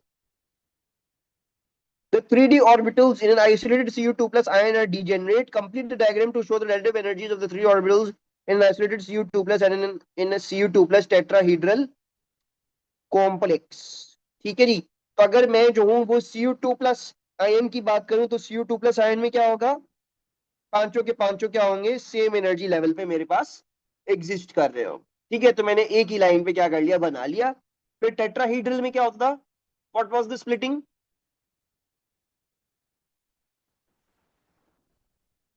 3 up and 2 low, very good. So हम जो है वो 2 नीचे बनाएंगे और 3 ऊपर बनाएंगे। लेकिन और दूसरी बात का ख्याल क्या रखेंगे कि इन दोनों की एनर्जी इससे ज्यादा होगी, ठीक है। इसको सेम नंबर पे नहीं दिखाएंगे हम, मतलब हम इसको इधर नहीं दिखाएंगे, हम इसको हल्का सा ऊपर ही दिखाएंगे, ठीक है। ये जो बाकी ये जो हमारे पास ये वाले होंगे, ये बड़े ही ज्यादा ही होंगे हमारी इस वाली से, ठीक है। तो ये हो गया। और अगर किसी को याद नहीं है तो वो ऐसे याद कर सकता है कि बेसिकली हमारे पास क्या होता है, हमारे पास 3D XY होता है, 3D YZ होता है और 3D XZ होता है। और एक हमारे पास होता है 3D X² माइनस Y² और एक होता है 3D Z²। ठीक है। अब बात ये होती है कि हमारे पास टेट्राहीड्रल में बिटवीन द एक्सिस आता है।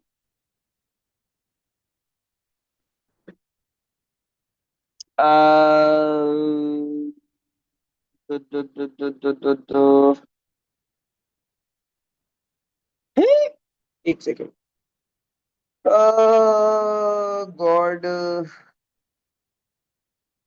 Oh sorry, oh my God, I am so stupid. हाँ, तो टेट्राहीड्रल में हमारे पास बिटवीन द एक्सिस आती है, ठीक है। तो वी गेट टेट्राहीड्रल में बिटवीन द एक्सिस, तो बिटवीन द एक्सिस की वजह से हमारे पास ये 3D XY 3D YZ और 3D XZ क्या हो जाते हैं, ऊपर चले जाते हैं। और जो है वो ये वाले जो अलोंग द एक्सिस होते हैं, इनके अंदर रिपल्जन नहीं होती, तो ये वैसे की वैसे ही हमारे पास रह रहे होते हैं। Explain why transition elements act as catalysts. So why do they act as catalysts?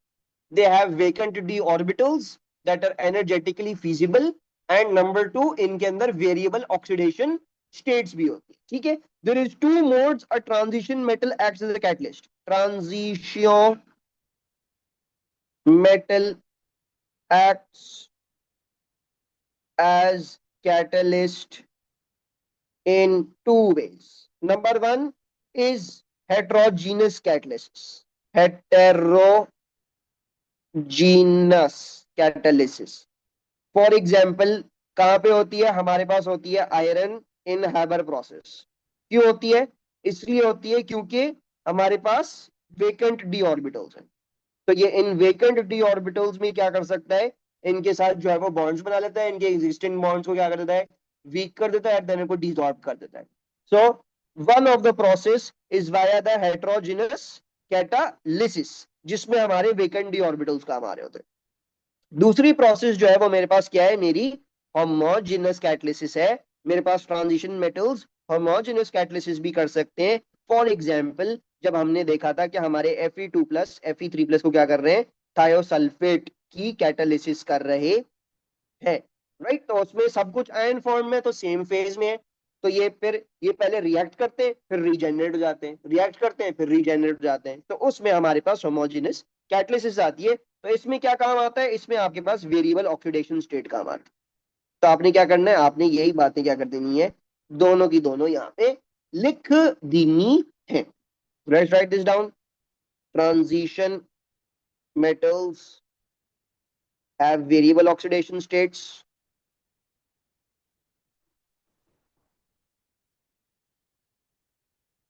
that allows them to act as homogeneous catalysts, and they also have vacant d orbitals that are energetically feasible,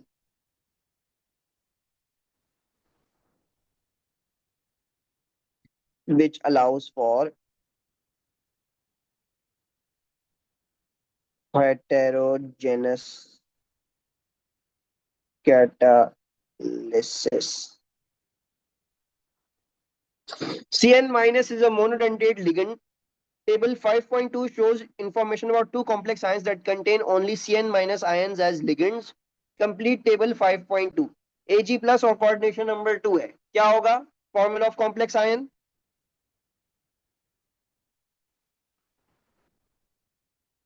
AgCN2। ठीक है जी। सो हमारे पास Ag आ जाएगा और हमारे पास दो ही Cn होंगे और ये 2 हो जाएगा, और चार्ज क्या हो जाएगा इसका, और +1 क्या हो जाएगा? तो -2 + 1 विल बी -1, तो 1 माइनस लिख लेंगे हम इसको। ठीक है, और Fe2+ कैसा बनाएगा? यहाँ पे they have given you the charge. ठीक है जी, चार्ज बताया हुआ आपको। अब आपने ये कर लेना, आप इसको ये देख लो। ओवरऑल चार्ज क्या है? 4 है, -4। Fe2+ के चार्ज क्या है? +2 है। तो आपने अब ये देखना है कि Cn- कितने आएंगे। तो एक Cn का चार्ज क्या है? -1 है, तो आप माइनस इंटू एक्स लिख लो। सही है, यानी बेसिकली या फिर ऐसे लिख लो, +x इंटू -1। सही है, क्या करा? ये ओवरऑल चार्ज है, ये Fe का चार्ज है। Fe तो एक ही होगा ना, वो लिख लिया।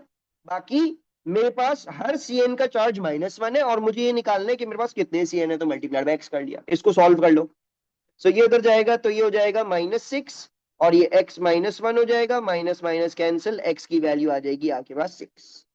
सो it is going to be having a coordination number of 6, and it is going to be FeCN6। ठीक है, और ये ऑक्टाहीड्रल बन जाएगा obviously.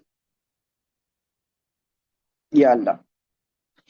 The complex ion displays geometrical cis trans isomerism, draw the structure of the trans, shape its state its shape and the BR bond angle. तो मैंने क्या करना है, मैंने इसके अंदर सिस ट्रांस आइसोमरिज्म दिखानी है और मैंने इसका क्या करना है, इसका ट्रांस दिखाना है। वैसे won't we show charges to brackets बना के, बेटा वो यहाँ पे पूछा हुआ है तो उन्होंने फिर इधर नहीं लिखा। तुम अगर लिखना चाहो तुम लिख दो, कोई मसले की बात नहीं है। तुम इसको अगर ऐसे लिखना चाह रहे हो ना माइनस करके और इसको 4 माइनस करके, तो वो भी फाइन, नो प्रॉब्लम। अच्छा अब हम कर लेंगे। अच्छा अब आपने क्या देखना है, आपने ये देखना है ये भी मोनोडेंडेट है, ये भी मोनोडेंडेट लिगेंड है, तो क्या हो गए, चार बॉन्ड हो गए। चार बॉन्ड वाले क्या होते हैं, या तो टेट्रा होते हैं या फिर क्या होते हैं, या फिर स्क्वायर प्लेनर होते हैं। कौन सा वाला होगा, ऑब्वियसली अगर मुझे ये सिस ट्रांस आइसोमरिज्म दिखा रहा है तो फिर ये स्क्वायर प्लेनर वाला होगा, राइट। तो स्क्वायर प्लेनर वाला हमने बना देना, और हम क्या बना देंगे, हम ट्रांस बना देंगे। तो मैंने क्या कर दिया, ट्रांस बना दिया। ये जो है वो ये आ गया। अच्छा जी, बी आर और बी आर ऑपोजिट आ जाएंगे, सी एन और सी एन ऑपोजिट आ जाएंगे, और इस पे मैंने क्या कर दिया, मैंने माइनस का चार्ज दे दिया। ठीक है, ये आ गया। शेप क्या है इसका, स्क्वायर प्लेनर। और bond angle A U B R, sorry B R A U B R bond angle 180 degree है। Yes, so you can see, अगर ये इस बॉन्ड की बात करें, देखो बॉन्ड भी देखना होता है, बॉन्ड किसकी बात करें, बॉन्ड बात हो रही है इसकी, B R A U B R, तो ये क्या हो गया, 180 हो गया। ठीक है, वैसे अगर आपको बोलते यार बेटा C N A U B R या B R A U C N, तो B R A U C N पर 90 डिग्री होता। ठीक है, अब क्या है, अब अगला वाला सवाल स्टोइकियोमेट्री वाला है, और मेरा कोई मूड नहीं है स्टोइकियोमेट्री करने का। क्या बकवास है यार, ये करना है सवाल या बस मैं पेपर को ऐसे ही खत्म कर दूं, छोड़ दें। ओह गॉड। चलो बस सही है, लेट्स जो है वो फिनिश दिस फॉर टुडे। मैं इसकी वर्किंग करके आपको जो है वो पीडीएफ सेंड कर दूंगा ऑन ग्रुप इंशाल्लाह। ठीक है, बाकी आज की क्लास यहीं पे खत्म होती है हमारी।